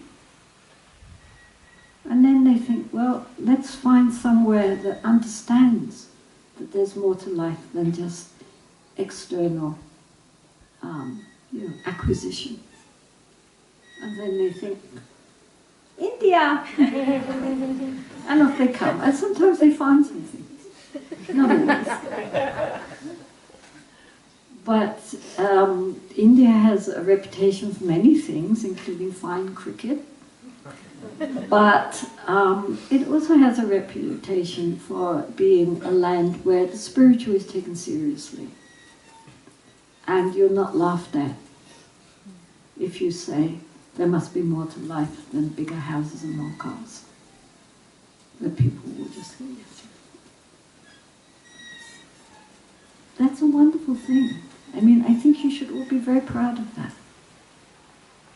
In all the world, probably, rightly or wrongly, India is still looked at as a beacon of the spiritual. I mean, it doesn't mean that everybody is spiritual. I mean, we all know India is India. But nonetheless, underneath, underneath it's there, I mean, you meet the most unlikely people who start talking about their gurus and their sadhana, their spiritual practice, I mean, including high government officials and police and all sorts of people who, immediately start telling you about their own spiritual experiences and their own teachers and, the lineage their family follows and so forth. I mean, the beauty of it is that they're not embarrassed by that. It's not a secret. don't tell anybody, but actually I've got a guru. It's not like that. You know, everybody is very open about it. If they think you're interested, they'll tell you. And that is, in the rest of the world, it's still very rare. And so, you know, and of course, as we all know, India produced some of the greatest spiritual beings that have ever walked this earth. So, I mean, that side of India is still, it's still there. It's getting a little diluted, but it's still there. It's still, the appreciation of something beyond the material is still there. And this is a wonderful thing. So, thoughts have power. And so this whole Tonglen is based on these two premises. First, that by sending out goodwill, we really can influence others. And at the same time, we can begin to dilute and work away at dissolving gradually this heavy, heavy rock of self-cherishing mind within us. So this is a very, very important practice actually. And it's a practice which is done by everybody. In the Tibetan tradition, even the very greatest lamas do this practice. It's not just meant for a few beginners. Actually, the higher lamas are the ones who can really do it. And they do. So, another aspect is that apart from seeing one person, if we hear, like if you read the news and you hear of, some community suffering, or a group of people who are undergoing a lot of suffering at this point for whatever reason, we can use the whole group, visualizing, taking in all their suffering and giving out well-being. It doesn't have, we start with one just because it's easier to focus on one, but eventually we can give it to a whole community. I mean, we were just discussing how down the road here we have this chicken farm, right? So we can do Tonglen for the chickens, because those poor chickens, what a life. I mean, while they are alive, they are all pushed together and very ill-fed, uncared for, and not in the least bit happy little chicks. And then at the end of it all, they die. I mean, then they wring their necks and that's it. So it's not a very happy rebirth as a chicken. And not only that, but those who farm the chickens, I mean, apart from the fact that they don't care about the chickens, they treat them as if they were pebbles or stones, not realizing they are sentient beings, means they're beings with feelings and consciousness. They don't treat them like that, they don't care about them. And at the end they kill them, having exploited them, they then kill them. So think of the karma that these farmers are bringing. A friend of mine, an American girl, she was back in the 60s. She was a Peace Corps worker. And so in those days, Peace Corps came to India. And so she was working in Shantiniketan at the university there in the villages nearby Shantiniketan in Bengal. And so in order to help the villagers to get an income and become more affluent, she was training them in starting chicken farms. And so her motive was to help the villagers get more money, and that she, in this way they would become more affluent and therefore, better health care and all things like this. So her motive in general was good. She was trying to help the poor villagers. But then when she became Buddhist, she recognized that actually she was causing the death of thousands of chickens, and at the same time creating such negative karma for the farmers. And so, although she had intended to do good, she was ending up creating a lot of problems. Not only for the chickens, but for the farmers too. So then she spent much of her time after that doing animal rescue, rescuing fish, you buy like a sheep or a goat and take it to a place where they will not ever hurt it or kill it. People sometimes give their land so that you can rescue an animal and put it there, and then it will live out its life on that land and it won't be killed. So like this down here, just right below us, there are all these hundreds and hundreds of beings who are not happy little beings. And they have no escape. The only escape they have is to have their neck wrung, and then hopefully they can go into a better rebirth. So it is also not bad to sit and think of taking in that suffering, giving out well-being, and with the wish that their next rebirth will be a better one, a happier one. Because chickens also are beings. They have feelings. They're not terribly intelligent, but we're also not terribly intelligent sometimes. Doesn't mean that therefore we can be abused and used.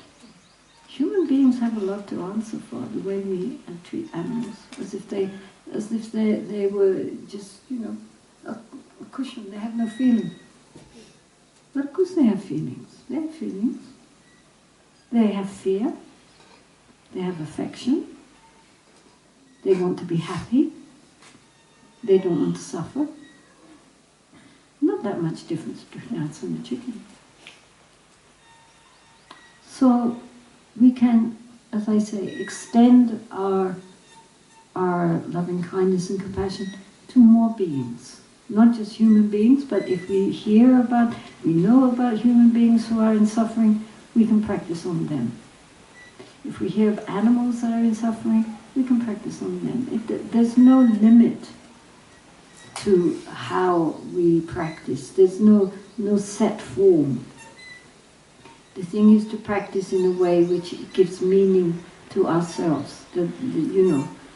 Invokes slowly something within our own heart, and a method which works for us. There are various methods of practicing Tonglen, but they're all based on breathing in the dark and sending out the light.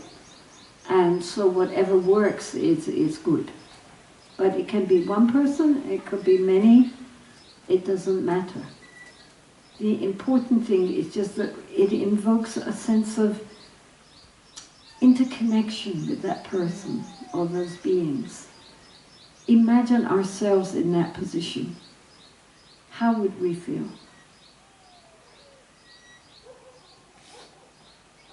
Normally, when we see someone suffering, they are outside ourselves. They are, we separate ourselves. Yes, we feel pity for them.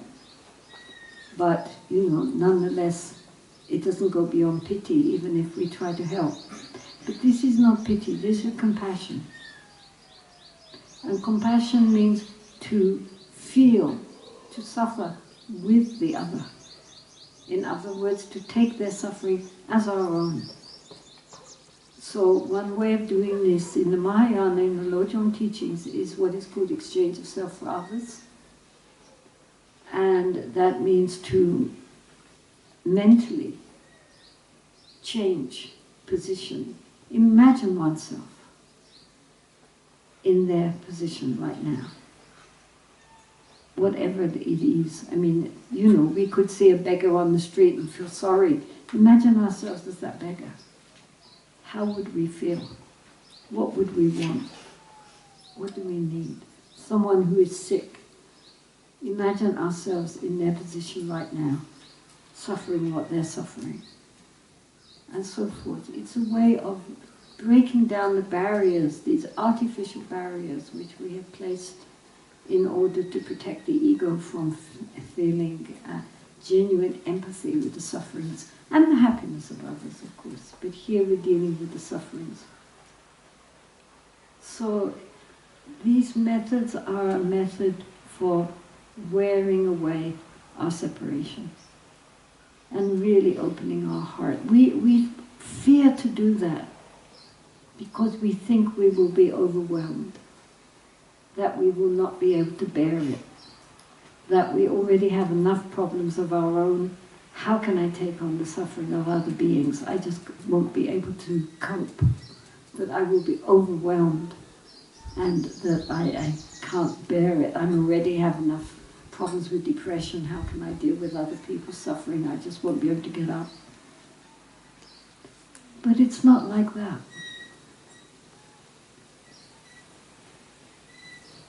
Ironically, the more we open up our heart to genuine empathy and compassion for others, the more we open up to feel the suffering of others, it also at the same time invokes a deep level of wisdom. It's very important not, people who are in the caring services, who work in hospitals or in very institutes or in schools for deprived children and so forth, or work for animal rights and protection, they often get overwhelmed because we are bringing in so much of the suffering of others, and instead of dissolving it, as we're doing here, it just sits inside like this big, heavy lump of misery. It's like a big, heavy stone.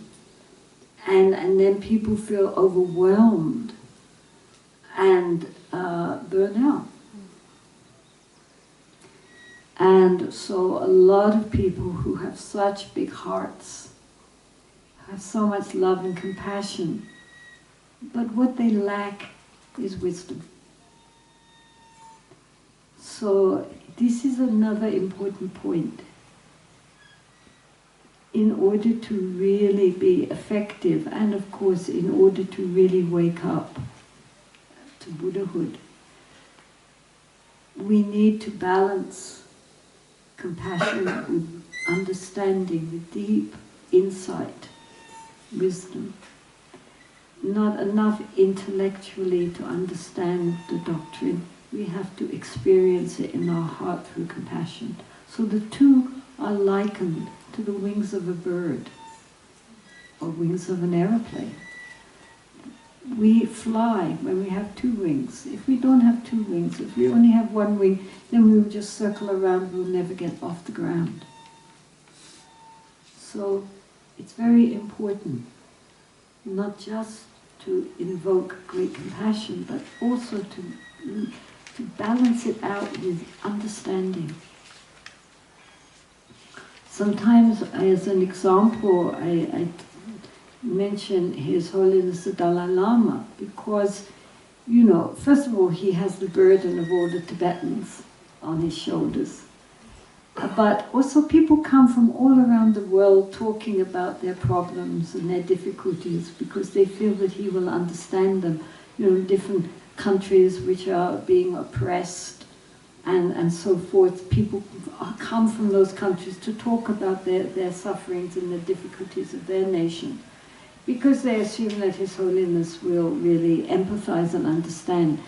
And when he hears their accounts of all they've been through and all their suffering, he cries. He is not afraid to weep. And he feels it completely. He understands because he himself has been through all this with all his own people. He knows what they're talking about. And he really feels it in his heart. And, he weeps, they weep, they all have a good old weep together. And then 5 minutes later, he starts, telling stories, and, 10 minutes later, they're all laughing. It's like he took it all in on himself, and then he dissolved it through his own deep wisdom and understanding. He hasn't holding it inside himself, which is why when we think of His Holiness, we think of him smiling and laughing. We don't think of him weeping.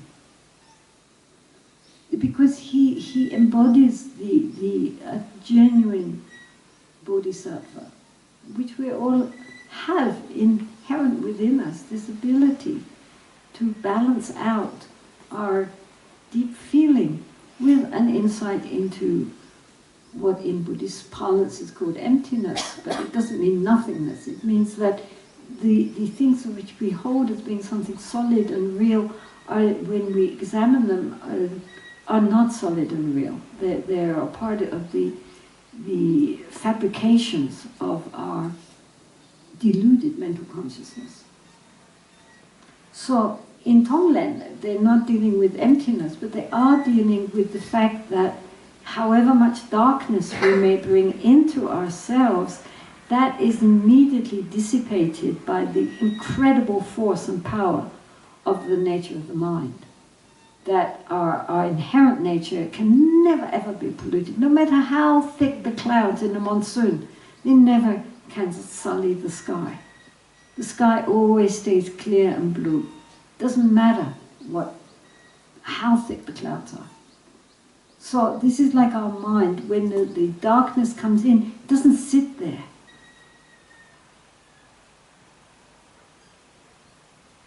It's very important to remember that when the darkness is coming into us, and what it is doing is that it is wearing away that stopper which is over. It's like covering our true nature, like a thick cloud. So when the darkness comes in, it dissipates that thick cloud, and then the clear blue sky of our true nature is revealed. And that comes out in the form of light. So it's also, the light is very, very important, not just the darkness. We shouldn't get caught up in the dark, because ultimately there is light. Light will always be supreme eventually, however thick the darkness. For thousands and thousands of years, we turn on the light, there's no darkness. And the nature of the mind is light. This we have to really remember. We were talking yesterday about, comparing. Normally, it is talked about, we should be sitting and meditating. Sorry, we'll do this afternoon. Okay, now everybody sit.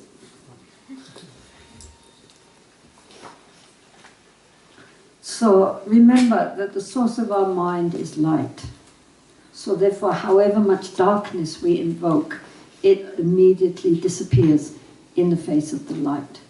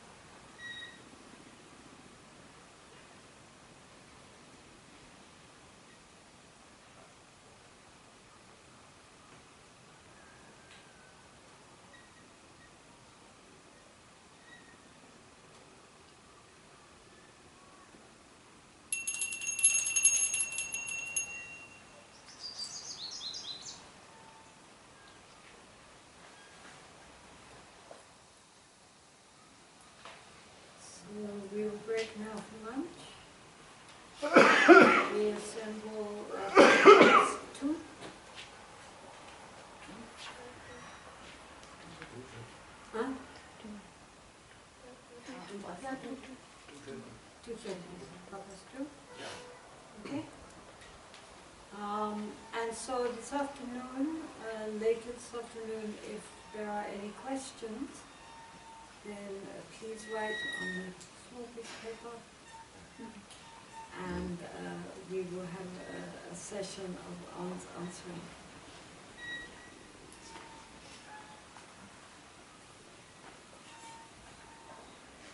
Yeah, so if anybody has any questions, then please write them down succinctly, and we will do our best to see what we can come up with. So thank you. Enjoy your meal. Thank you. Nice rest. See you at 2:30.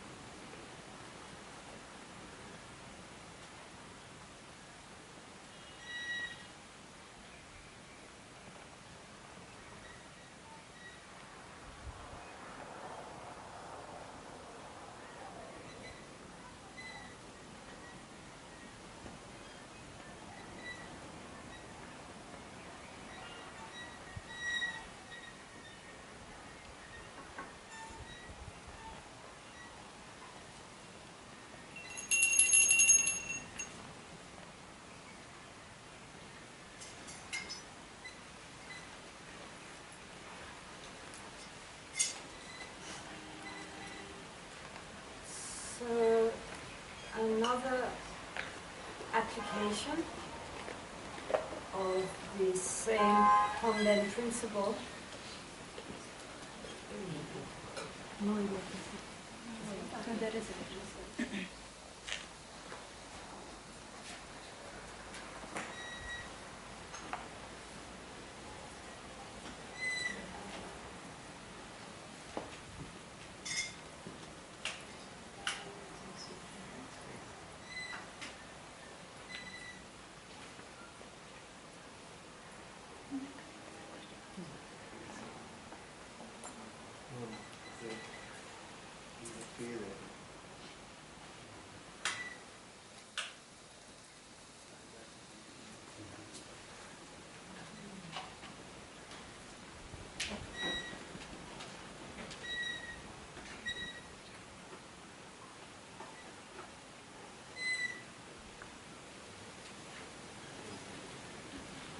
Don't worry, one time we were in Berlin, in Germany, in this big hall, and the electricity went out. In Germany! Couldn't believe it.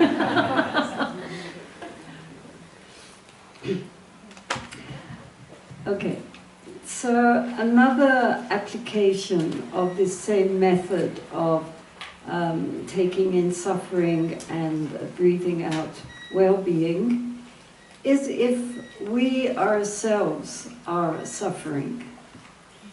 For example, if we ourselves have some sickness or some real, loss or some real problem, then we can also apply the Tonglen principle by thinking that may all those who are suffering what I am suffering, may all their suffering come on me. I will take their suffering and give out well-being in return. This is a very useful way to deal with, especially sickness and things which normally would turn us in on ourselves, and we would be filled with self-pity or resentment against the sickness and regarding it as being a big obstacle in our life. So it's a way of skillfully turning it around so that it doesn't cure the sickness, but it gives meaning to why we are sick. So, for example, many practitioners and lamas, when they are very ill or when they're near death, when people ask them, Rinpoche, what practice are you doing? They usually say Guru Yoga and Tonglen. It's almost all of them. That's what when it comes down to the last thing, that's what counts, is our devotion to the teacher and practicing compassion by visualizing that we, for example, if we have some, even just a headache, instead of feeling just sorry for ourselves because we feel horrible, we can visualize that all the people who have headaches in the world, may all their headaches come on me, and may they be free of their headaches, and I will accept their headaches in their place. But again, all that idea that all these coming towards us, it is immediately transformed. It's not that we sit there feeling like we have a super vast, endless, huge, exasperated headache. It's not that, we're just remarking that the problem with the Tonglen, if it's misunderstood, is that you can get a double-sided problem. One is that one might end up with a kind of messianic idea, like Jesus taking in all the sufferings of the world. So here I am, a super bodhisattva, sacrificing myself for the sake of the world and bringing in all their sufferings on me. I will suffer, don't worry, I'm going to be the great bodhisattva. It's not that. That is just exaggerating the ego. It's not, this practice basically is for us to recognize the problem which is not the sickness or the whatever is what we're bringing in. The problem is our own egoistic resistance. And the fact that we, you know, however sorry we are for others, nonetheless, we are not sorry enough to open ourselves up in genuine compassion. So it's not about the ego making itself think it's a messiah. It's not about thinking ourselves as something special because we're doing this practice. It's a very, very simple practice. And it's basically whatever effects it might have on the person who is the object of our compassion, and hopefully sometimes they do feel, you know, it's kind of inwardly enhanced by our good thoughts. But the practice really is mostly for reducing, opening our heart by reducing our ego. It's not, on the other hand, not one thing that we are super human, or that we imagine we are so unworthy that we deserve to take in all everybody else's suffering. That's the other side, the flip side of the ego. The ego is misery. You know, because the ego also can be not only happy to think it's a super ego, but it also can be very happy to be miserable.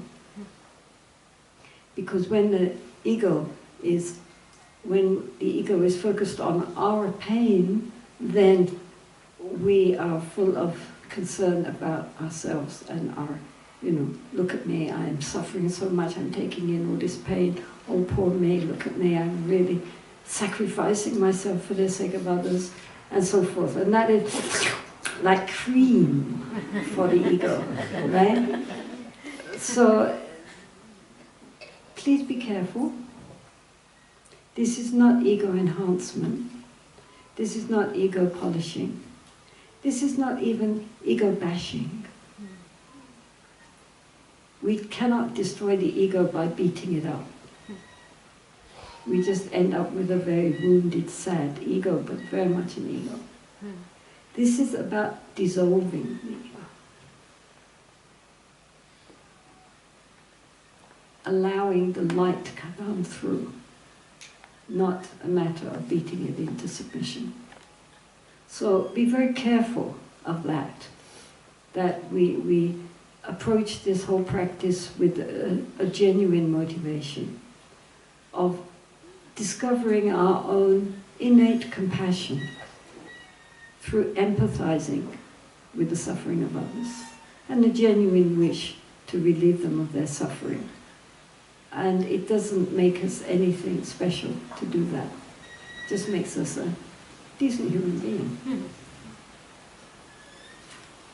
So, as I say, one way of doing this, apart from, you know, looking at the person, if we are encountering someone who is suffering and visualizing to relieve their suffering by taking it in and immediately transforming it, please do not forget that part.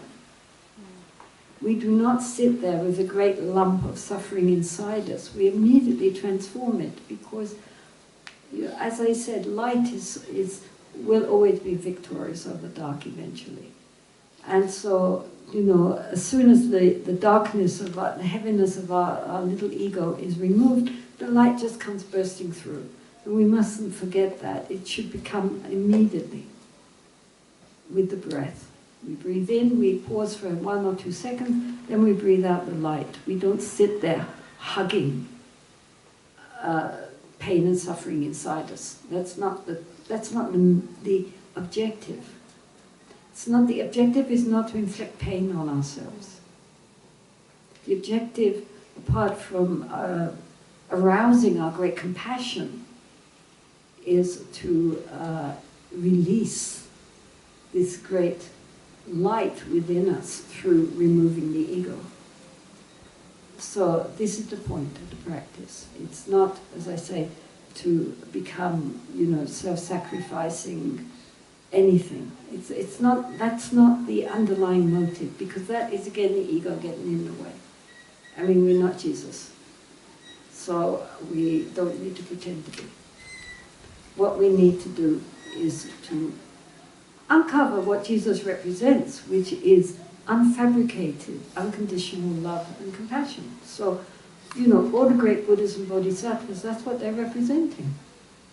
But they don't have to do it by, I mean, Christianity has kind of perverted, at least Western Christianity has perverted the message of Jesus, it seems to me, by endlessly emphasizing his crucifixion and his suffering.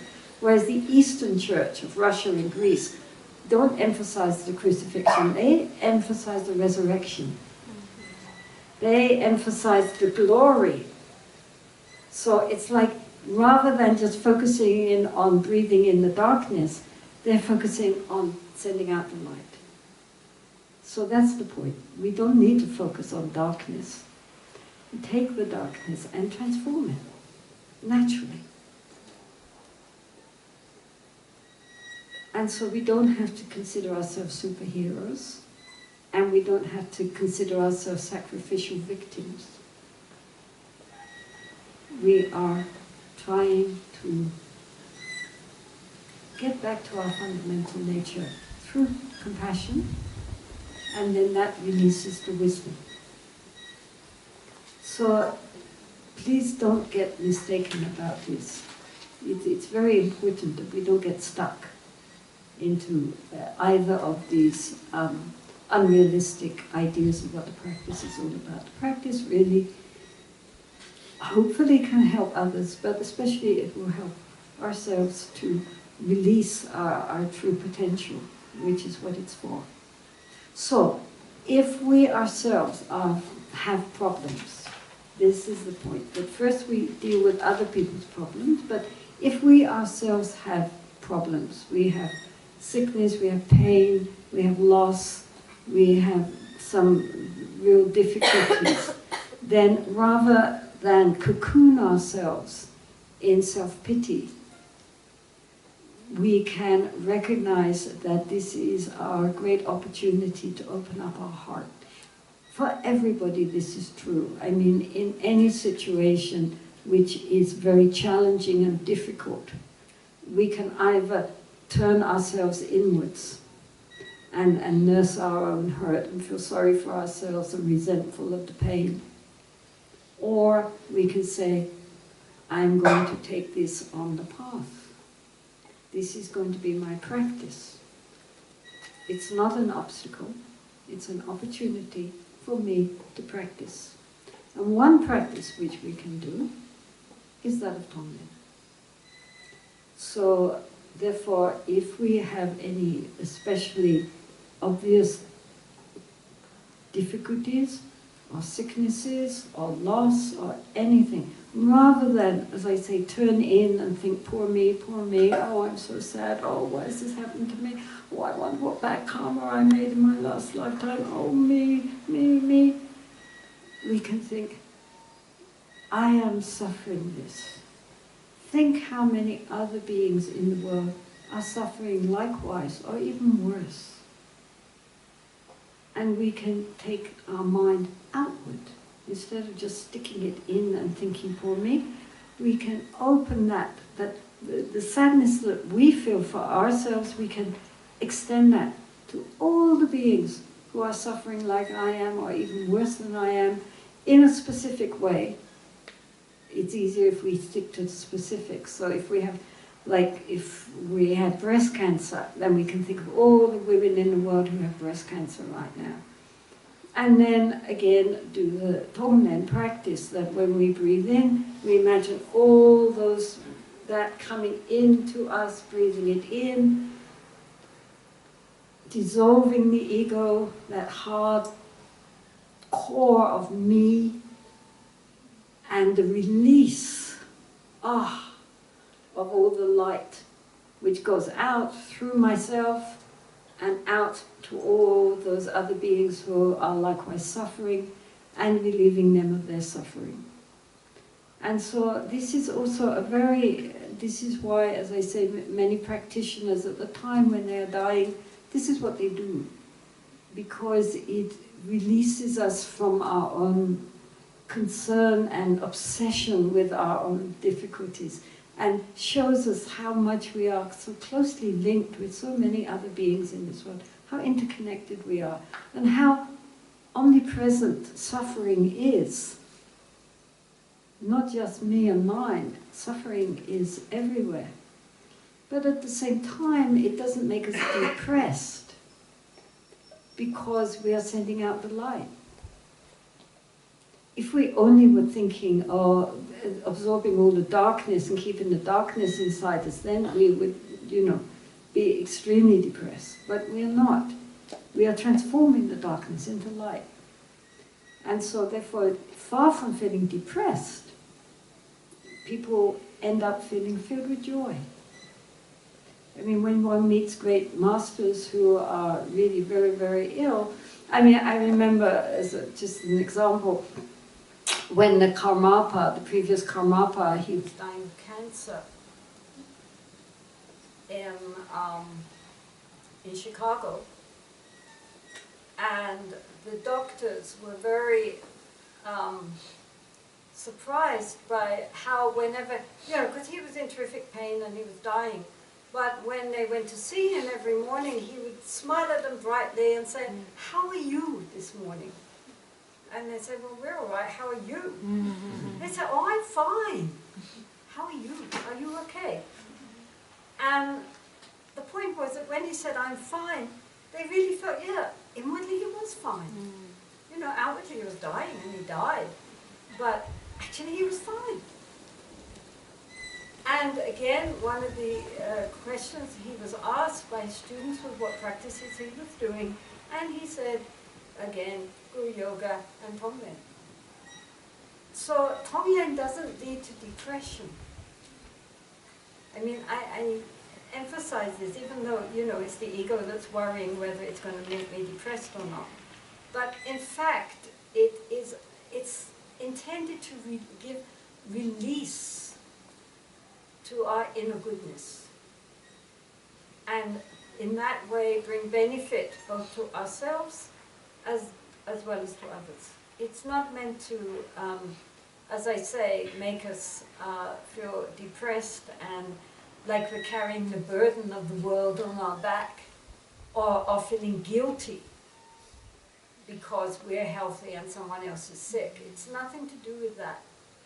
It just is a way to release our innate compassion, which then releases also our innate wisdom and understanding. So it's just a method for transforming our normal attitude, our normal egocentric attitude, into the attitude of deep empathy and interconnection and compassion with all beings.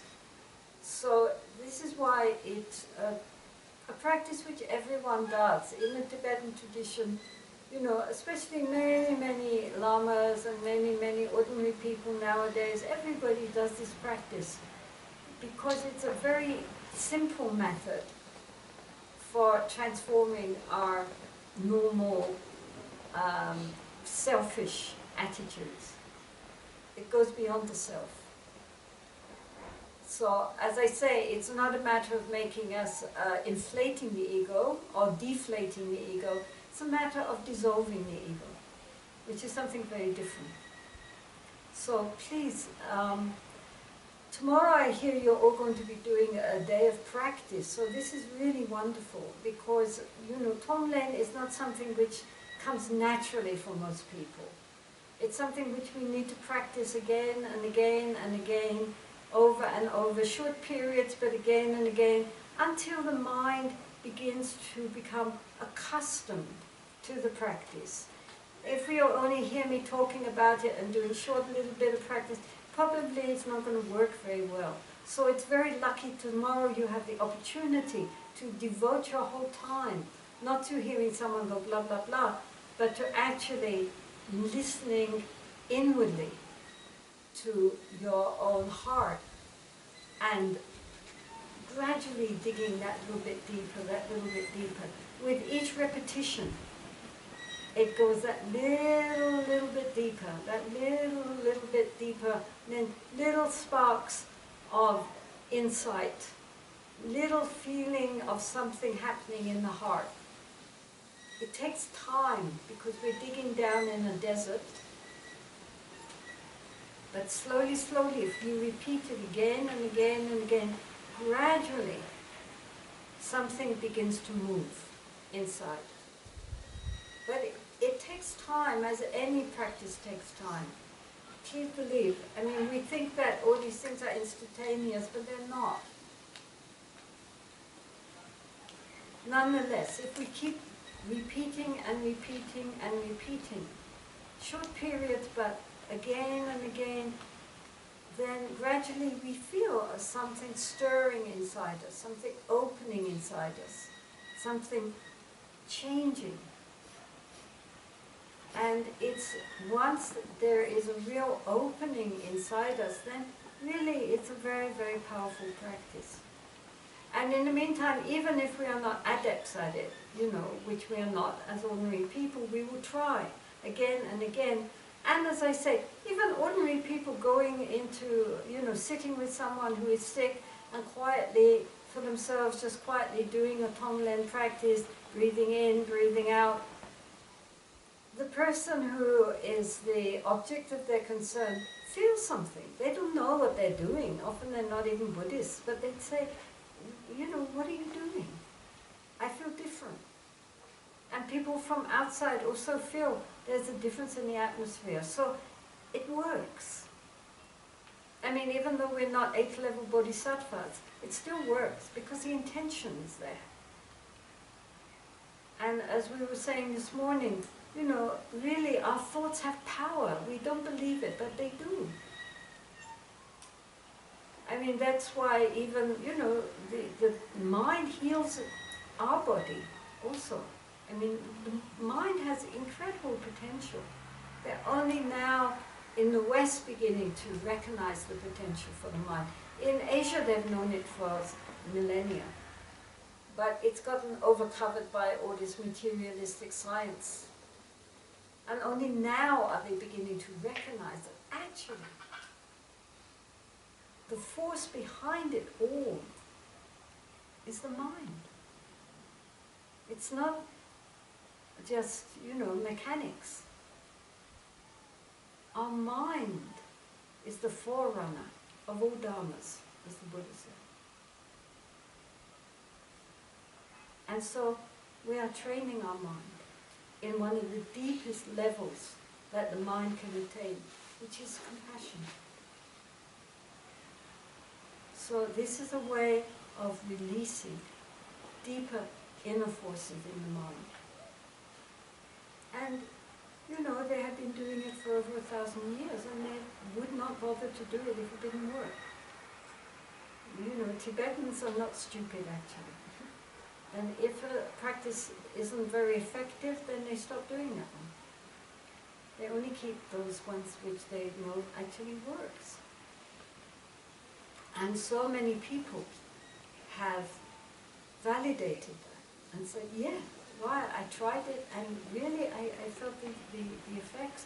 And other people who know nothing about it felt the effects too.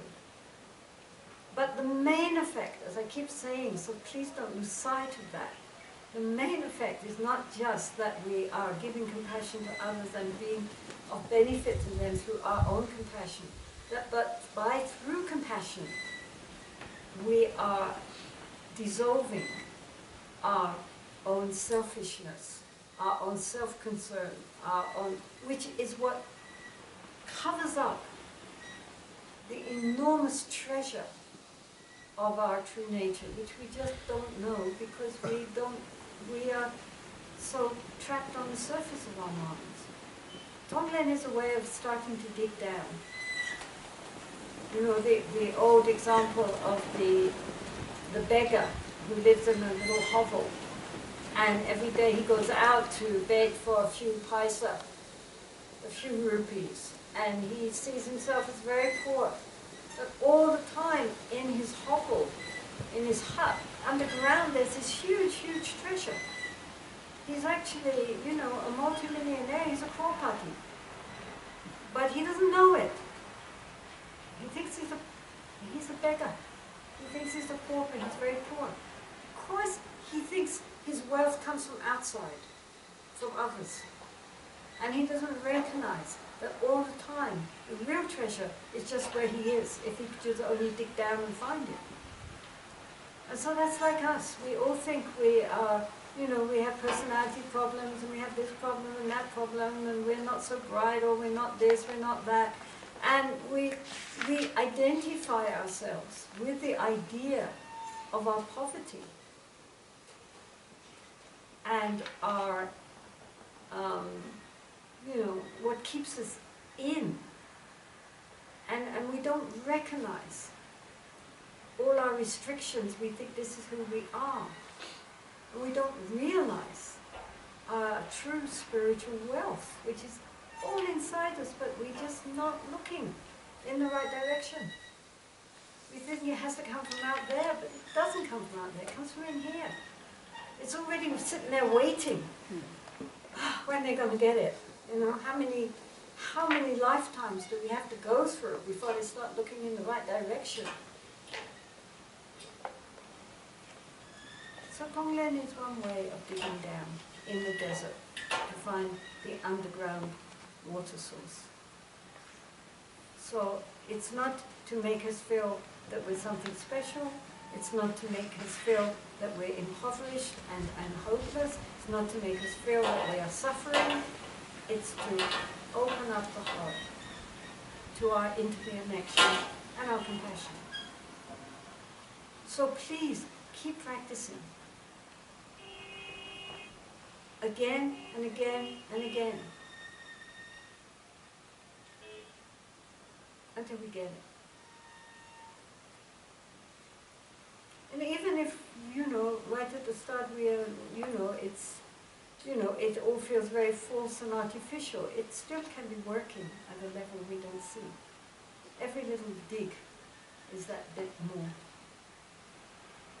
So tomorrow you please give your whole attention to the practice, really practice from the heart, really make use of the opportunity when you have nothing to do, no excuses at all.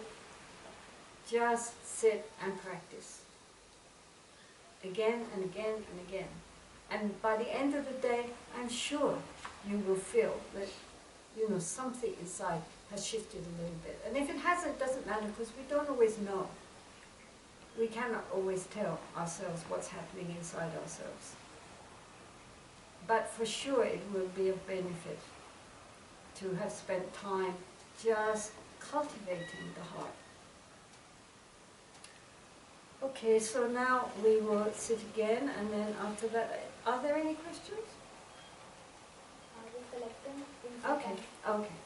So now we just sit, and this time, again, we can do, after the tea break, then we will have questions. That's why I'm asking.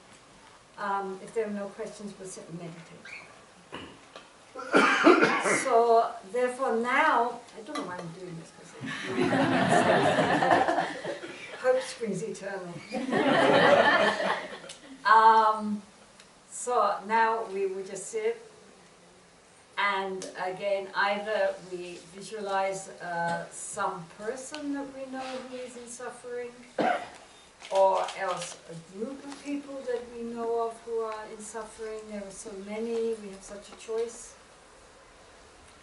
Or if we ourselves have some particular difficulty, some particular sickness or loss or some real problem in our life, then visualizing taking that in from all those beings in the world who likewise are suffering. So this is a way of expanding our compassion outward and bringing in the suffering of all beings. Just because also it should be understood that, I don't want to get too difficult, but the point is that our ego thinks suffering is suffering, but our wisdom mind knows it's empty. That doesn't mean that people are not suffering, but it does mean that the nature of suffering is not understood. But anyway, it doesn't matter. Right now, what we have to do is bring in with the breath the darkness and immediately transform it into the light. And however our emphasis, the important thing is first to relax. So first sit and do a basic shamatha practice, just breathing in, breathing out, bringing the mind into this hall, into our bodies, briefly sweeping the body, any tensions in the body, relaxing it, then bringing our attention to the breath, breathing in, breathing out. Then start the Tonglen practice. Okay? But in a state of deep relaxation, not tensing up. Be very, very mellow, but as attentive as possible. Try to concentrate on what we're doing. If we get distracted, bring the mind back.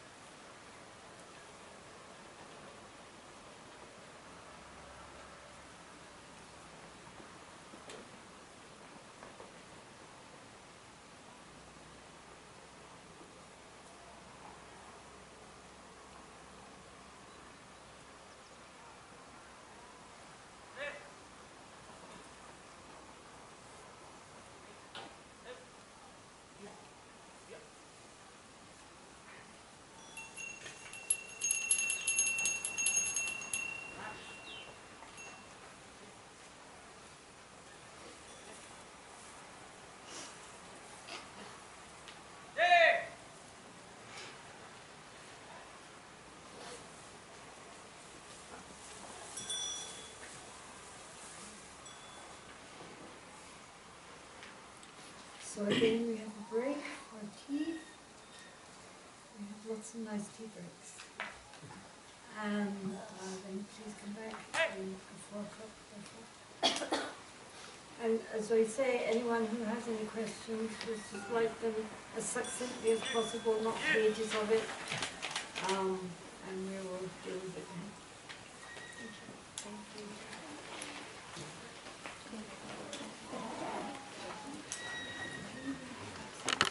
Just a couple of other applications of Tonglen, which you might consider. One is when, for example, we are traveling on a plane or train, or we're stuck in a traffic jam, then we can think, who are these people around me? Surely everyone has problems. Everyone has difficulties. Everyone, life would be okay if only. And so, again, while we're sitting, you know, nothing to do, stuck in traffic jams or stuck on the train, breathing in, we can breathe in all their problems. Breathing out, we can breathe out light. You know, that's just, you don't have to sit cross-legged up on your seat, right? Just lean back. Close your eyes, just visualize. And if it's at the beginning of a hard day and you think, I just cannot take on all the sufferings of other beings, I've got enough problems, then at least visualize sending out loving kindness and light. And that the whole carriageway is filled with light. Because when you look at all these people, they all look so depressed, or also just caught up in their machines. Nobody looks joyful. How sad. So send them love. Send compassion.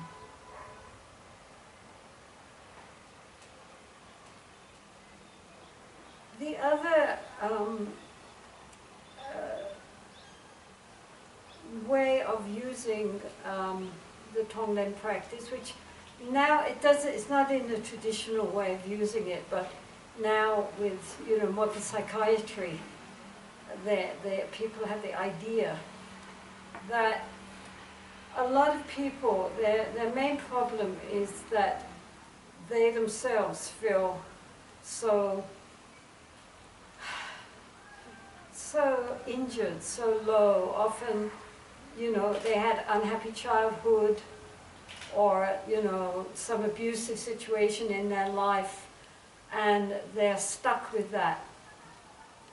And they just don't like themselves, and they just feel that pain inside the whole time.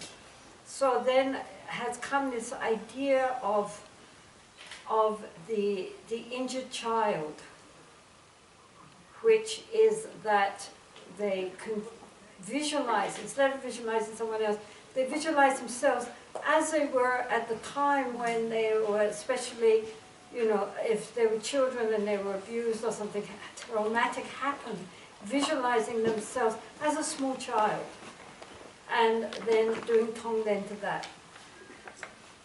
And in that way healing the child. I mean, as I must express that in itself, Tonglen is not it's not meant to heal the injured person. You know, I mean, don't think it's it's not Reiki, right? That is not the purpose, really. I mean, of course, if it makes a person feel somewhat inwardly better, that's wonderful. But don't expect that because you are doing Tonglen for a sick person, that sick person is going to recover because you've done Tonglen. That's not the aim of the Tonglen, and we shouldn't have unreal expectations or feel guilty because it didn't work and they're still sick.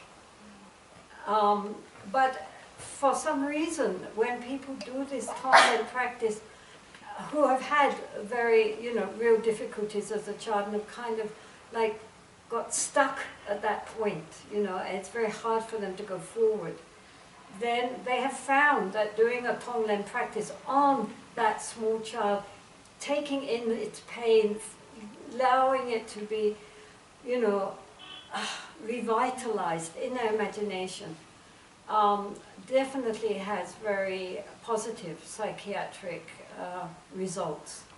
I've met a number of people who have tried this, and they have found it really did actually help to release that block inside, that you know, psychic block that many people have, which was because of something which happened or continued to happen during their childhood, and they've not been able to digest it into the system.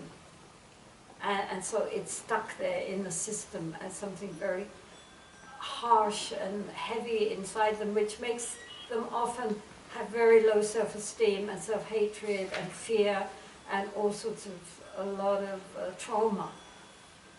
And so this method of seeing themselves as a small child and doing Tonglen practice on that small child, I mean, they report that it has been very helpful for them. So that's another application of the Tonglen, to use it in that way. Or if not as a small child, as oneself. One could look at what if one really doesn't like oneself and feels, you know, very low self-esteem and sort of real dislike of one's appearance or one's personality or one's intelligence, one just doesn't like oneself. Then again, you can try it on yourself. Look at yourself in the mirror or look at a photo. And because Tonglen is based on the principle of compassion and loving kindness. And the Buddha said we should start with ourselves, right? And remember? We start with giving loving kindness and compassion to ourselves. So therefore to do Tonglen also on oneself, if one is suffering from low self-esteem or you know, deep sadness or depression, is valid. Because although it doesn't mention it in the traditional text, nonetheless the Buddha did say we should start with ourselves, giving loving kindness and compassion to ourselves, healing ourselves. So although the emphasis is on reaching out to others, and it's not just about me, me, nonetheless, if we have such low self-esteem that we cannot do that because we are still trapped within our painful ego, not a healthy ego, then I think it is valid to start with ourselves, heal ourselves, and that will open up the heart towards genuinely caring for others. So that's just, by the way, the two applications which are not given in the traditional text normally, but nonetheless are valid and do work, giving it out to all beings indiscriminately, and also working on healing oneself. Okay, so in the application of loving kindness and compassion, we start with ourselves, then we start with someone we love, then someone neutral, someone we don't like, and then all the world. So with Tonglen we can also do likewise.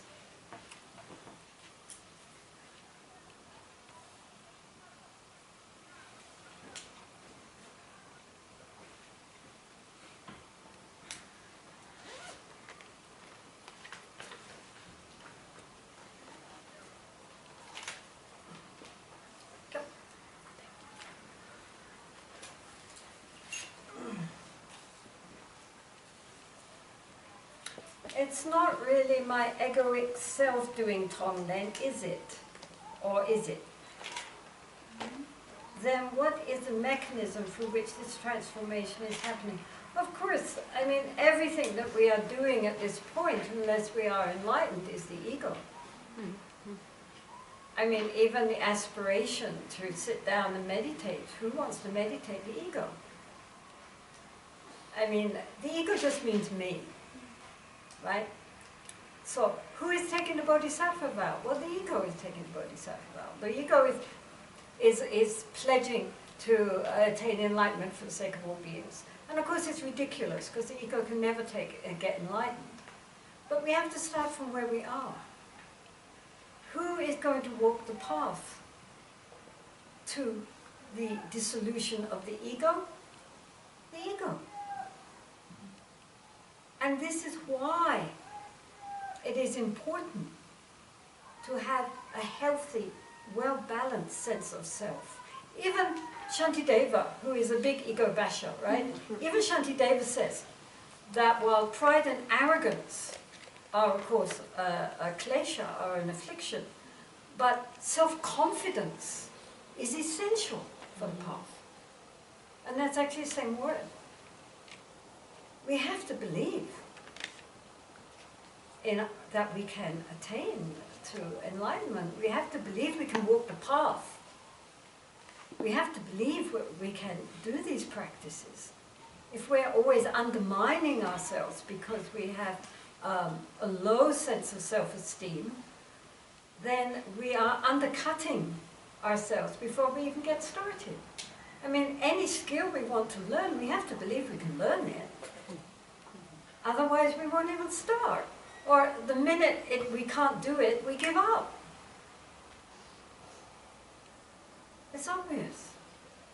So this is why the Buddha himself started by practices. He doesn't talk about it like that, but the practices are actually to create a healthy, well-balanced, strong sense of self, which will walk the path towards selflessness. So he says, start with shamatha, which makes the mind more calm and our attention more focused and strong, makes the mind tamed and malleable, workable.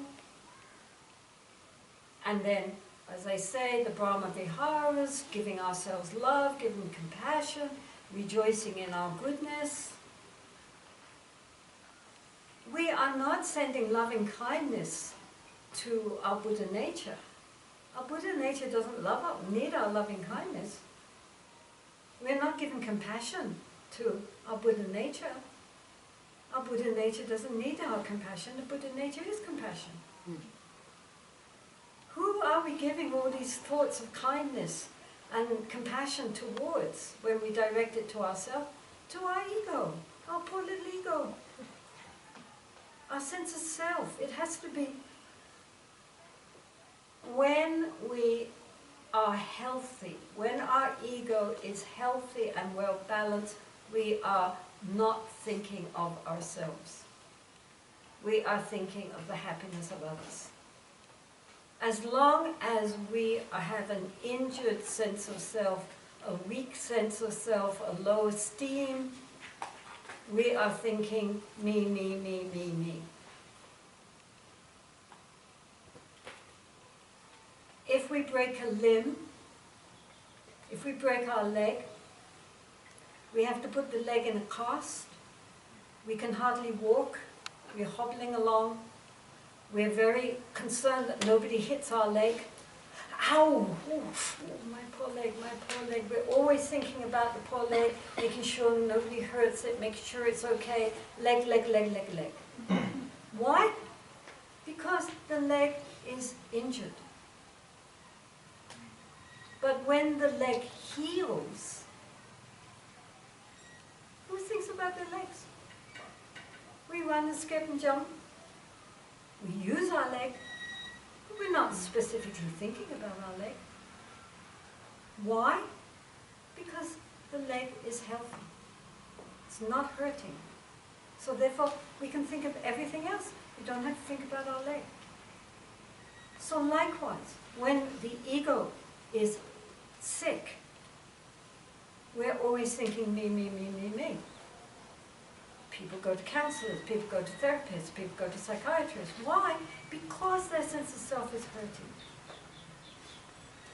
But once the self is healthy and strong, we don't have to think about ourselves. We use our ego for walking the path, for benefiting others, thinking of others' happiness as more important, more interesting.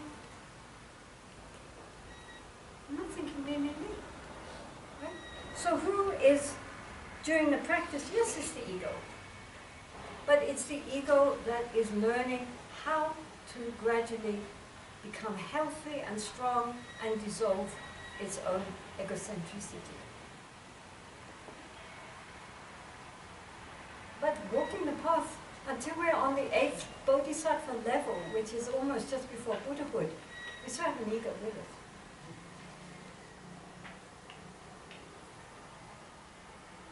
Just thinking, may I be egoless, doesn't get rid of the ego, unfortunately. How do we visualize karmic causes? What does that mean? Everything that karmic causes means that we have done something which was somehow, the Buddha said karma, which is action, right? Karma is intention. So it's not what we do, but the reason we do it. Okay? So therefore, the seed of that karma, which will ripen, is whether or not it is conjoined with negative mental roots, emotional roots, or positive emotional roots. So any action which is based on the root of anger, aggression, so forth, or greed and clinging, or essential delusion, our pride, our jealousy, anything which is negative, the afflictive emotions, any action of body, speech, or mind which is connected with those negative roots will sow poisonous seeds.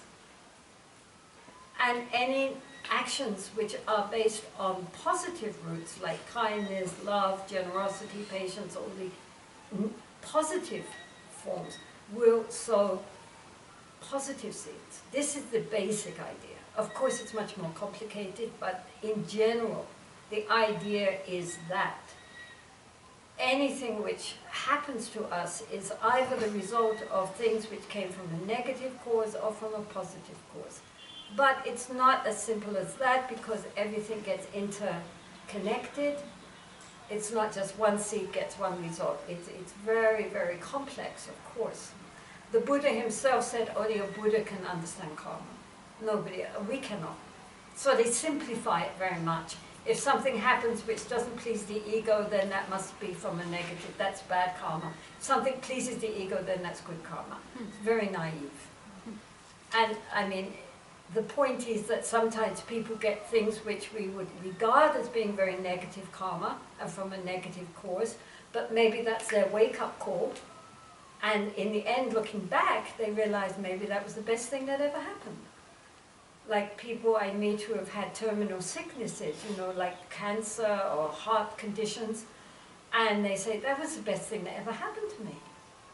Because as a result, I completely changed my life. I recognize what is important, what is not important in my life, and also I'm no longer afraid of death. So I'm so grateful that I had these health scares. So outwardly it looks like, oh, that must have been the result of bad karma, but actually it was probably the best thing that could have happened. So, you know, it's only the ego in one level that is thinking this is good, that is bad. If it pleases me, it's good. If it doesn't please me, it's bad.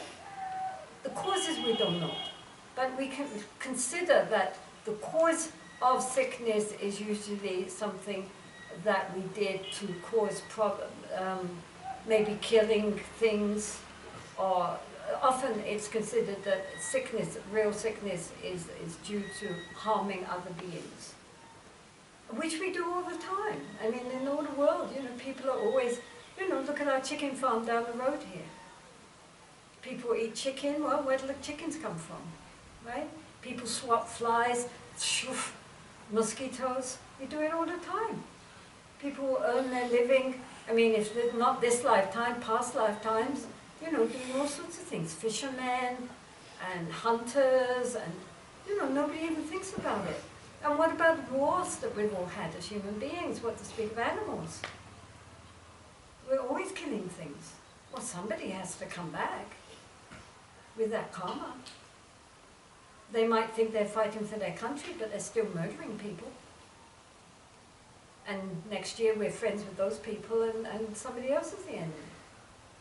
So, you know, when you think of all our endless lifetimes and all the things we've done in our endless lifetimes, good things, bad things, indifferent things, you know, we don't know when the karma is going to come up.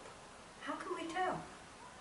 So the important thing is not to worry about the causes. Yes, we imagine that also the causes, we are taking that as well, which are probably negative causes if they're something they're suffering from. But the important thing is not really to worry about what is the cause, but how are we going to respond? Because how we respond is moment to moment making our future.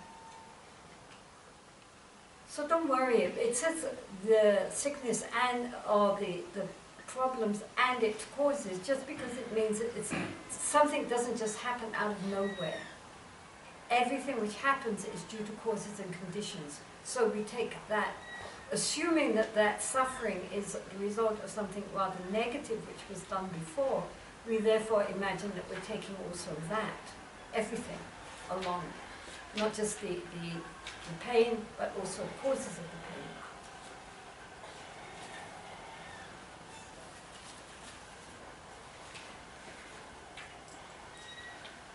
Can we use Tonglen to remove addiction and disharmony? If so, how do we visualize it? None of this removes anything.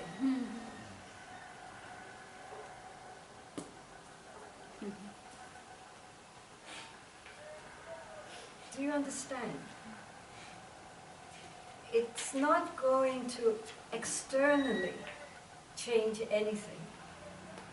If somebody is sick, if somebody is unhappy, someone has mental problems, if somebody is in a disharmonious situation or addicted, we can do Tonglen to arouse our compassion and empathy with that person and wish them all the good in the world by sending out light and love to them. But in this everyday reality, it's not going to change things. It's very unlikely that we have the power to change. What can change is our attitude towards that sickness or that suffering. Not the person's sick. It's not a cure. It's a method for overcoming our selfish concerns and our egoistic addictions. Our addiction to the self and our own benefit. That's what it will overcome. Do you understand? Otherwise, you know, you'll try this practice and then when the person doesn't heal, you'll feel either that, you know, the method isn't useful or that somehow we have failed. But it's not that, it's not for that. It's for transforming inside.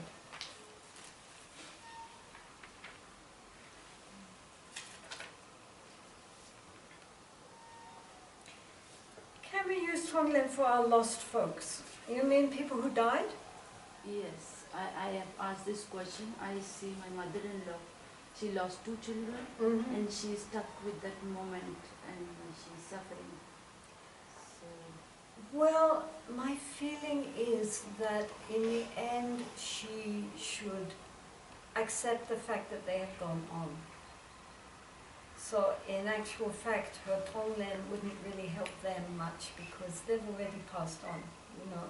And so what she needs to do is to accept and reconcile herself with the fact that they have now moved on and let them go and send them good wishes. She can send them lots of love. so she can learn Tonglen and do this, maybe? She could, but not if it makes her cling. You see, this is the problem.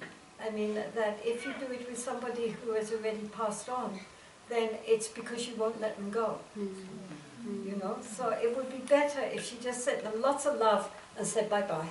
You know, and let them go. Thank you. Because also, if she's really clinging very hard in her mind, it might actually be an impediment for them. Because sometimes people are trapped in the spirit realm because their family don't let them go. And they say, let me go. I'm okay, let me go now. No, I can't. You know, you're still mine. I've got to have you near me. This is not good.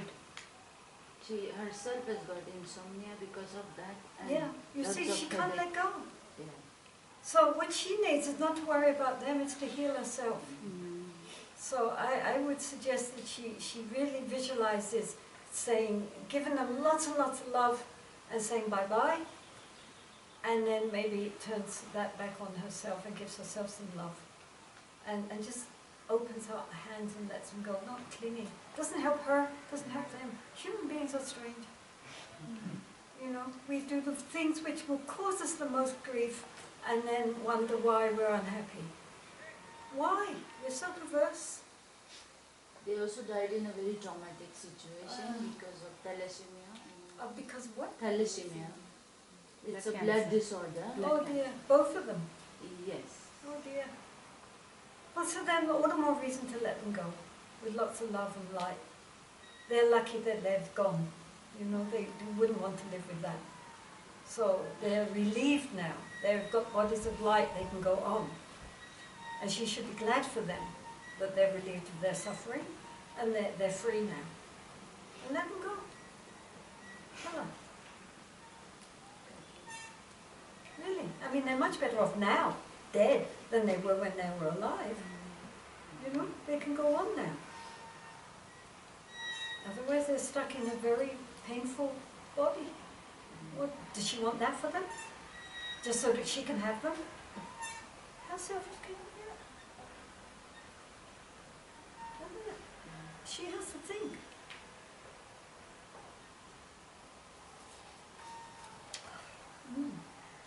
Actions speak louder than words, it's said.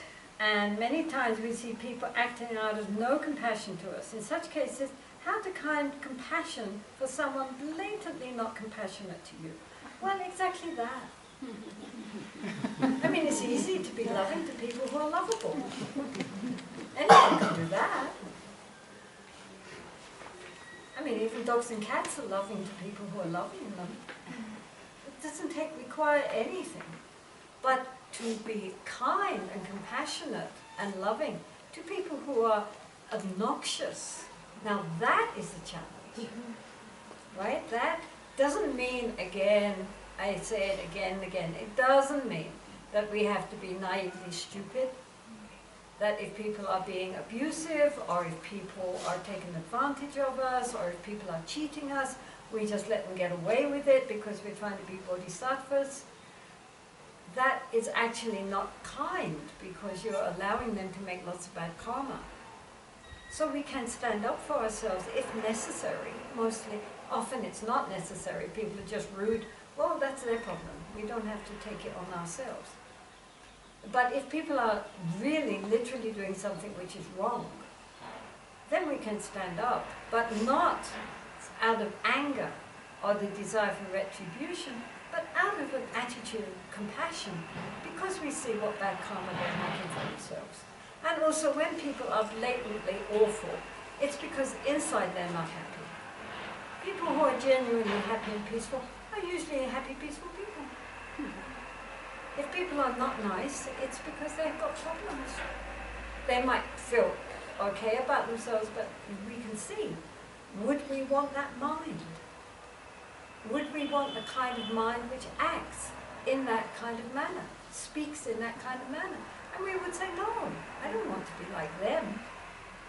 So if we don't want to be like them, then we should have compassion for them. Doesn't mean that we have to be stupid, but it does mean that, you know, we don't have to get upset and angry.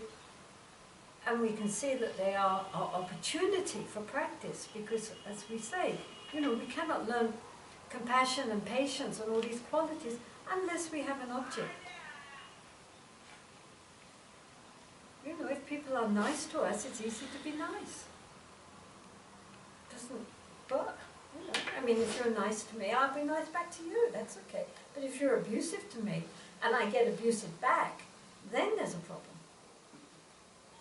That if she is abusive to me, and I just say, well, that's, you know, poor woman, she, you know, that's what she feels right now. She's obviously having a lot of trouble inside, and respond to her abuse with patience and compassion, then that's cleared that.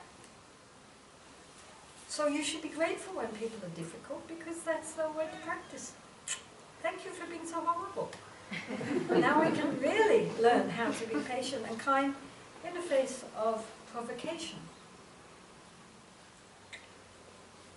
The people who are abusive to, And if suppose somebody is abusive and they think that it's the best, like they are not doing anything wrong, and they keep on doing it, like, you No, know. I just said don't allow people to beat you out. If they, you're not being kind to them either, because they're making bad karma. You can stand up for yourself, but don't stand up for yourself out of anger. Stand up for yourself out of your inner strength and your compassion. Compassion can be very fierce. Avalokiteshvara, who is the bodhisattva of compassion in Buddhism, he is shown as white and smiling and holding a lotus and looking very, very peaceful.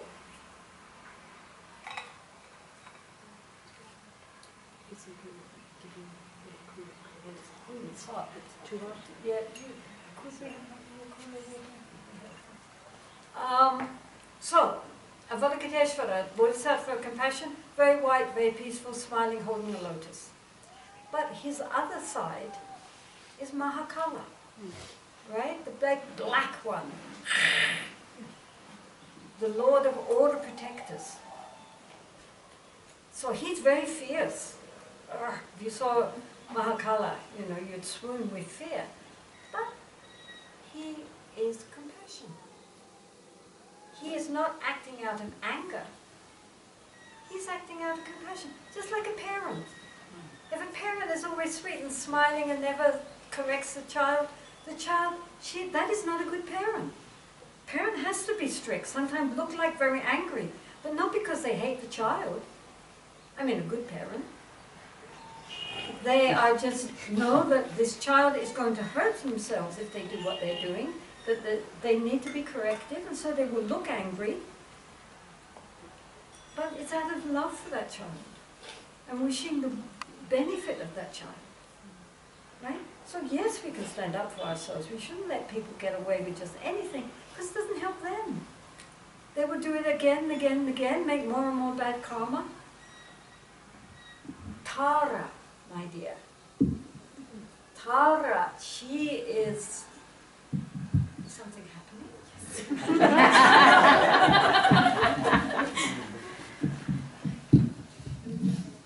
Okay. So Tara, she represents fearless compassion. She protects us from the 8 great fears.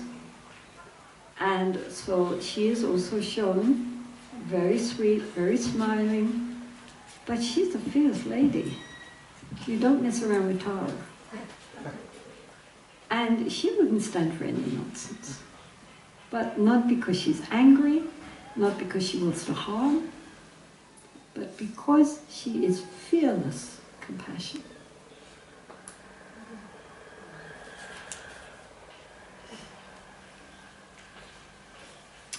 In the real world, what do you mean by the real world? Did I like to ask? This is totally the unreal world.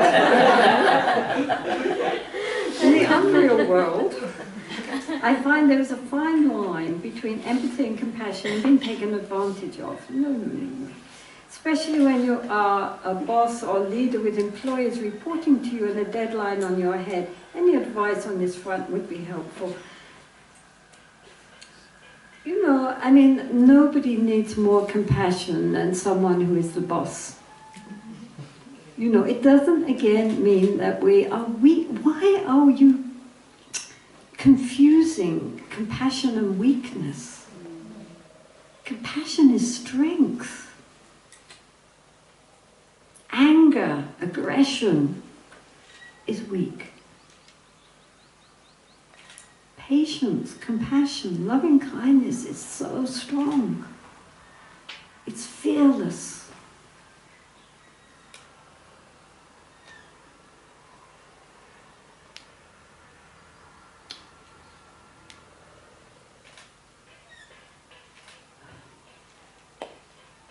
So, if you're the boss and you have a deadline, yes, of course, you encourage your team. But your team should do it not out of fear, but out of loyalty. They should feel cherished. They should feel important. When they do things good, you should appreciate them, encourage them, say, wow, that was really well done. Give treats, make them feel special, because each one needs to feel special. Then they will do their best. If you're always just trying to get the best, most you can out of them and degrading them and ignoring them when they're not doing what you want, or getting upset and agitated the whole time and just stressed out, that is not skillful.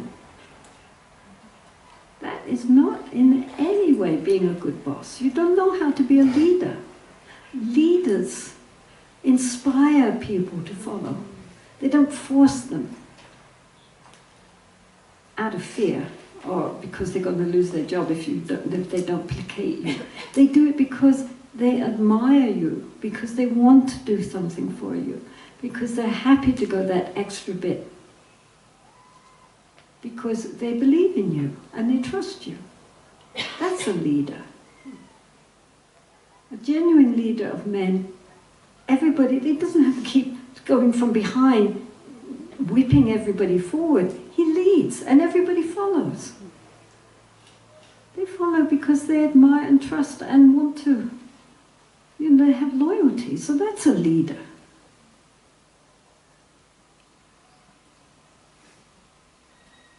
And that is based on an appreciation of all the workers, a trust. Not only do the workers trust their leader, the leader trusts their workers. And so there's mutual loyalty, mutual affection, mutual striving. And that is not based on stress. That is not based on, aggression. I don't think this person knows how to be a boss. Doesn't sound like a leader to me. Genuine leader cares for their people. They're a team. They work together. So when there are deadlines, they put that extra effort in, and when things are a little quieter, then they appreciate each other and do things nicely together. They say thank you. Very important to say thank you, to show gratitude to everybody. Even when they're just performing a service which is part of their service. Thank you.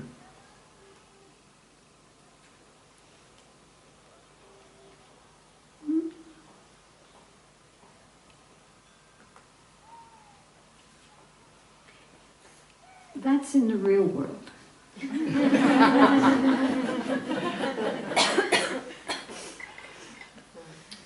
I've noticed that many times compassion and understanding stems out of fear.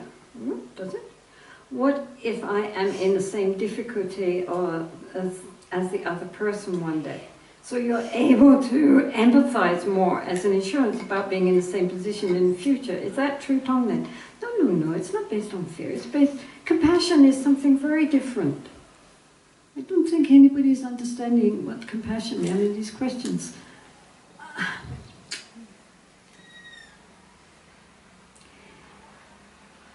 The nature of our mind, our ultimate nature, beyond duality, beyond self and other, on one level comprises wisdom. Wisdom means seeing things as they really are and not the way we normally pervert it through our egoistic consciousness. Because we see how things really are, we see how much all beings have such potential, and yet how we waste that potential, and how we are therefore incapacitated by our ability to not see clearly and to be so completely self-absorbed.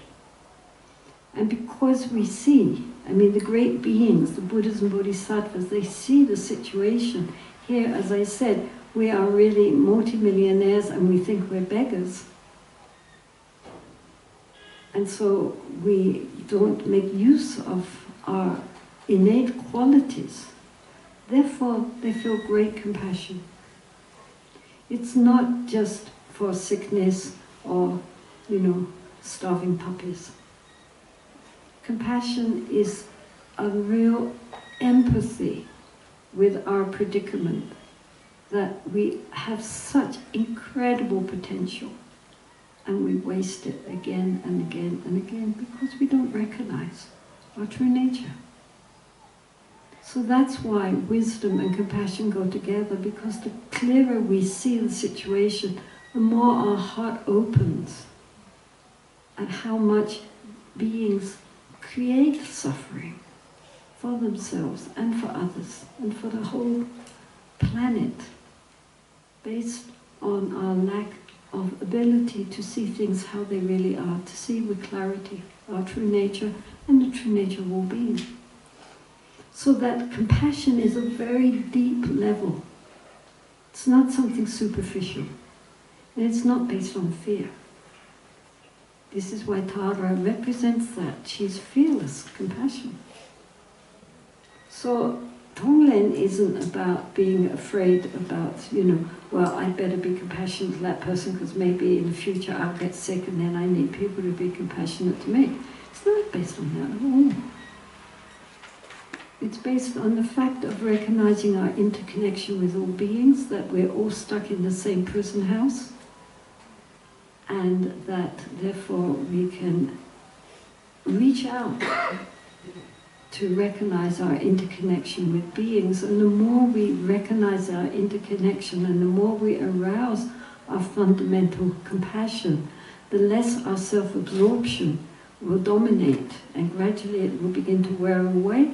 Once the ego has completely dissolved, then our true nature arises. It's there waiting. We don't have to create it. It's covered over by our ego, by our small self. And so Tonglen is a method for helping us to begin to dissolve this heavy curtain of ego. That's all. It's not self-regarding. And it's not based on fear. To do Tonglen properly, we have to be fearless.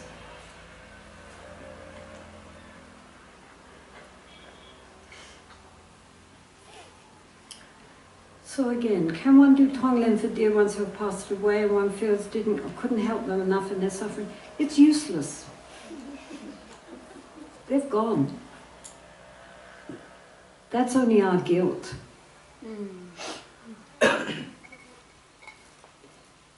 Think about people now who are suffering.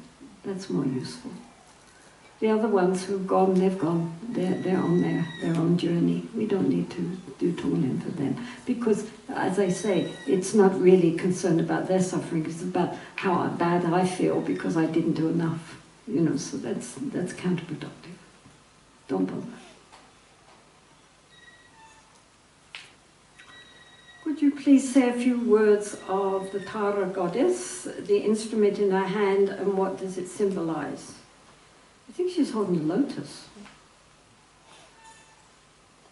Tara, who was, of course, Tara is an ancient Indian deity, she's Tara Devi, but she was, it became in Mahayana Buddhism, especially in the Tantras, a very important representative of female compassion. She's the divine feminine. And she was especially very close with Atisha, Dipankara Atisha, and she would tell him where to go and what to do, and he usually would argue, but he would do it in the end. And so he introduced her practice into Tibet. She was there before, but not very important.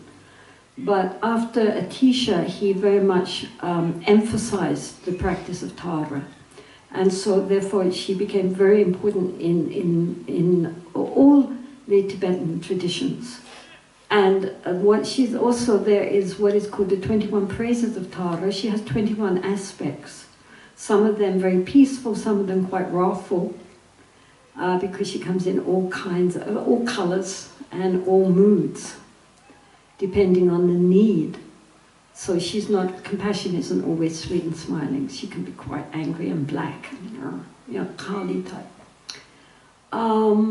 So there is a very famous phrases which were in Sanskrit and then translated into Tibetan called the 21 Praises of Tara, which is one thing which almost everybody knows. The lay people all know it. And of course monks and nuns know it. Our nuns every morning do a Tara puja. And when we went with them a couple of years ago to this region called Kinnaur in Himachal Pradesh, then at the villages also the village women would come together and all chant together the 21 Praises of Tara. It was very beautiful, isn't it? And so most Tibetan lay people know that. They sing it while they're making tea in the morning and so forth. They go through the 21 Praises of Tara. People like Tara because she's very immediate.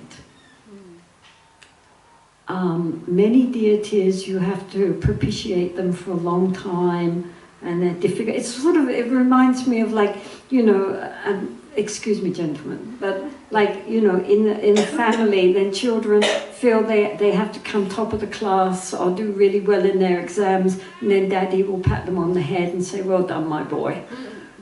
But the mother loves you even if you're the dunce of the class. She doesn't care, she just loves you. Yeah, of course she's proud if you do well, but if you fail, never mind, she loves you anyway, she's your mother.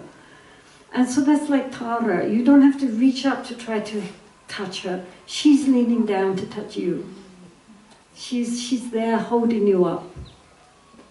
And she's very immediate, and she comes in many forms. I mean, many. My mother, when she was she was very devoted to white Tara.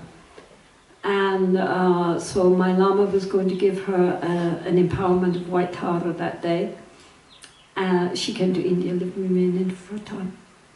And in the morning, when she woke up on the day of the empowerment, she saw white Tara standing in front of her, who handed her a lotus that she was holding, and then dissolved into light. So when I mentioned this to the lamas, they just shrugged and said, oh yeah, everyone gets to see Tara. So it's like that, there's that feeling of intimacy with her. She's very, and I think she has a good sense of humor too. She's quite fun. And she likes some naughty ones as well. She's not judgmental. So for that reason, Tara is something which everybody does. One time in our monastery, we have many yogis who spent 15, 20, 30 years in retreat. They are very special for our monastery, and our nunnery are also training up nuns for that tradition. And so one of them, one time I was in his room and he had his puja book, his ritual book. So I kind of said, can I look? And he said, yeah, sure. And he handed it to me and I looked. And the main thing was Tara. I was so surprised. I mean, he can do any practice in the world. And there his main practice was Tara. So I said, oh, you do Tara? He thought, and then he said, I like her. So like that, high, low, anywhere, everybody practices Tara. She's very special.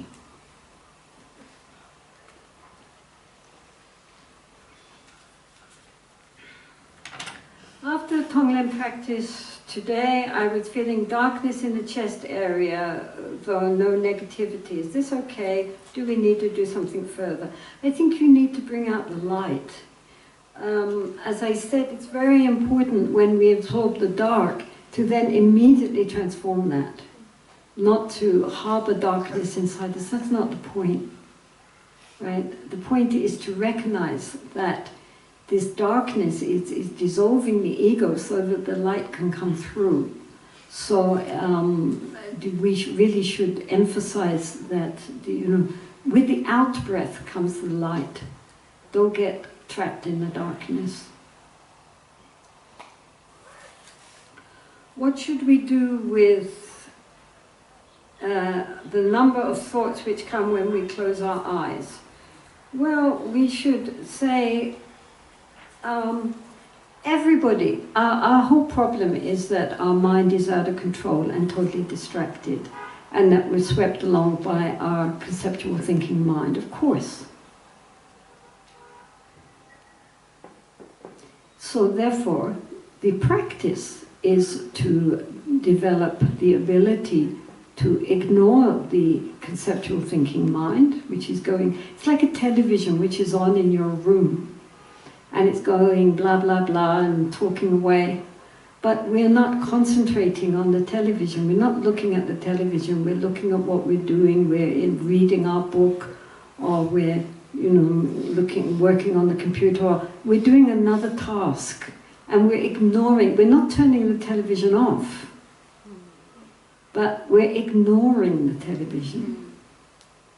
So, likewise, here, we're not stopping the thoughts, we're just ignoring the thoughts and keeping our attention on whatever is the focus of our meditation, right? This is why the Buddha emphasized learning shamatha, this calm abiding meditation, starting with focusing on the breath, in order to cultivate the ability to ignore the conceptual thinking mind and to develop attention and awareness. As our attention becomes stronger and more single-pointed on whatever is the object of our meditation, the background noise naturally will begin to calm down and slow down and quieten down. But we don't have to make it do that. We just have to ignore it and focus on our attention. So as our attention span gets stronger, the background noise gets quieter. Okay? I'm not able to visualize white light. What should I do? Don't worry. Just think it's there even we can't visualize it. The important thing is to think it's happening even though we can't actually visualize. Some people are very good at visualization. They're visual people. And they can visualize very easily and they delight in visualizing. Other people have a hard time visualizing, they just can't do it. It doesn't matter. The important thing is the conviction that whether we can visualize or not visualize, it's happening. Okay, so don't worry. We try to imagine that dark light is coming in, white light is going out, but if we can't actually see it and visualize it, nonetheless we have the feeling it's happening anyway, even though we can't actually see it. And the fact that we're concentrating on trying to visualize it already is honing our attention skills. The important thing is our concentration on this visualization, whether or not we actually can see it or not. During the practice, after a while, there was just this very spacious sense. I couldn't see or feel any black dense stuff, so I shift to another object or stay with this sense and continue with the same object. You know, if we are doing a practice, then we should stay with the practice. I mean, we can't start moving around, oh no, I don't see this, so I'll go off and do something else. I mean, the point is that you're told what to do, and you have to sit there and do it. And even if we can't do it, insofar as with, you know, in the beginning, as with any skill, we are not skillful. I mean, if I presented you with a piano and you're not pianist, and I say, okay, now play Beethoven, how are you going to do that? If I say, right now, start with scales, da, da, da, da, da, da, da, da, da, even that will hit the wrong notes. But after a bit, we begin to get it, and then it gets into a rhythm, and then we can do a bit more, and then a bit more, and build up. But we don't expect right at the start to be able to sit down at an instrument we don't know and show proficiency. But what we do know is that if we keep practicing again and again and again and again, finally finally, the skill will be there. So, okay, we can't visualize right now. We keep trying. You've hardly had any time yet. Come on. Very few people can just sit down and meditate. I mean, even the great lamas say how they struggled. And as I say, I've been doing it lifetime after lifetime. You'd think they'd be proficient by now. But they say when they were young, they had a hard time. So what to speak of ordinary people like us? Of course we do. But we keep going and doing it and doing it and doing it. And gradually the mind learns. So we have to be patient, but persistent. Patience and persistence is the name of the game. Okay? So tomorrow you can practice very hard being patient and persistent. Right? You will sit and be patient, but do it again and again and again. And slowly, you'll be surprised. The mind actually can be taught. Oh, we did that one. And that one is back to it. Okay, well, we did pretty well. Look, we've come up. It's now 5 o'clock. That is perfect timing. So how is that? So now we will just dedicate the merit.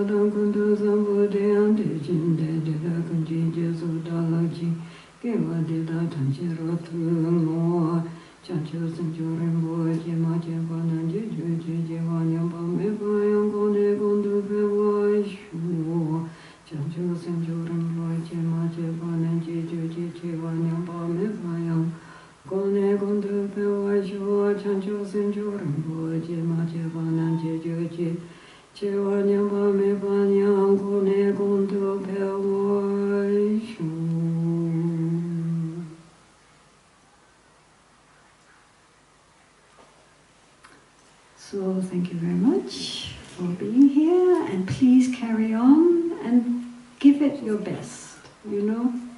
It's a very unique opportunity to have the space and time to cultivate our innate compassion.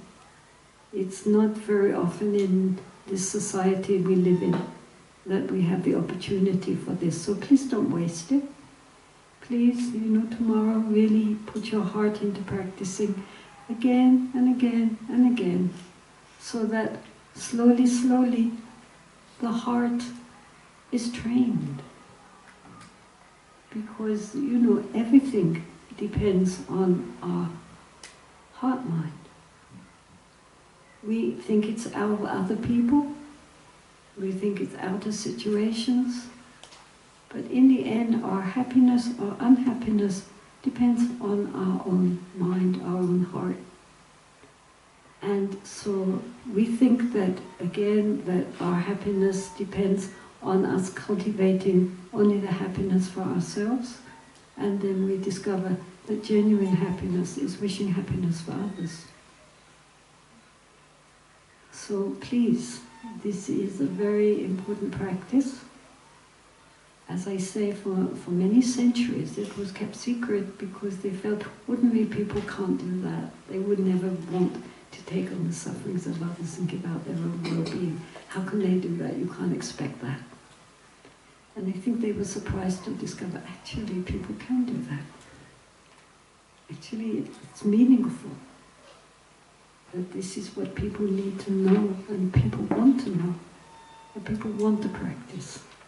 All over the world now people are doing these practices because they see it's a very healing practice, both for ourselves and for others, but not in the sense that if someone is sick that this is going to cure them, but from the sense of our inner being, it can really benefit people. Also the object of our practice, it helps them on an inner level, might not help them on an outer level. So thank you very much for your questions, and thank you very much to our boys. as we always think of them, the boys, the Pune boys. And wonderful work. I am sure most of you know the wonderful work which they do for helping with, drug addiction and people who the rest of society are willing to discard. And their great compassion. Their compassion in action. And they've set up also, giving their own funds, their own earnings to create this institute here, because they wanted to give a safe and a pleasant environment for people to come here and practice the Dharma. So they're wonderful young men. I mean, they could be doing anything in this world, but their whole life has been just dedicated for the well-being of others. So, really, this is why we came, because we know that for years now this has been their dream, and now their dream has been realized, and so we're very happy to share in that dream with them. And so thank you very much for being here.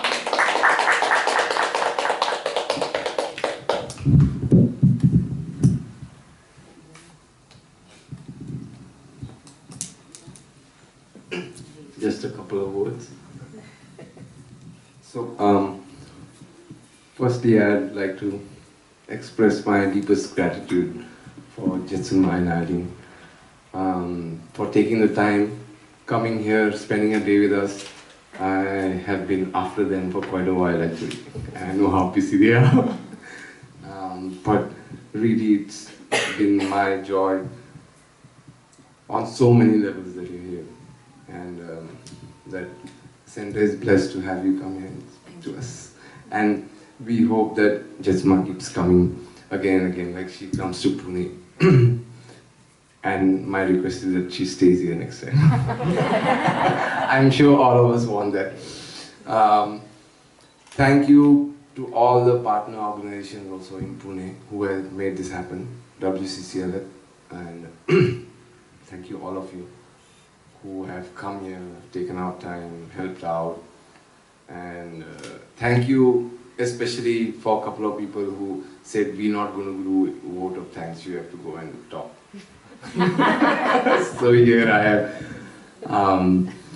We hope that all of you stay here and practice tomorrow and don't just vanish behind Jetsunma.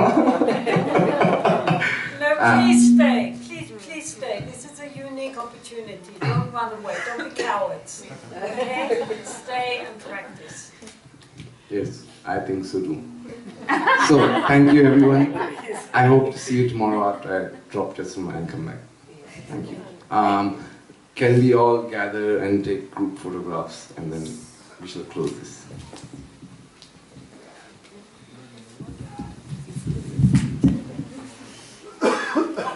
Outside? Inside? Okay. Because the sun's shining. Oh. Yeah. Maybe here? By the shrine? Maybe? No, It's not really coming there. Yep.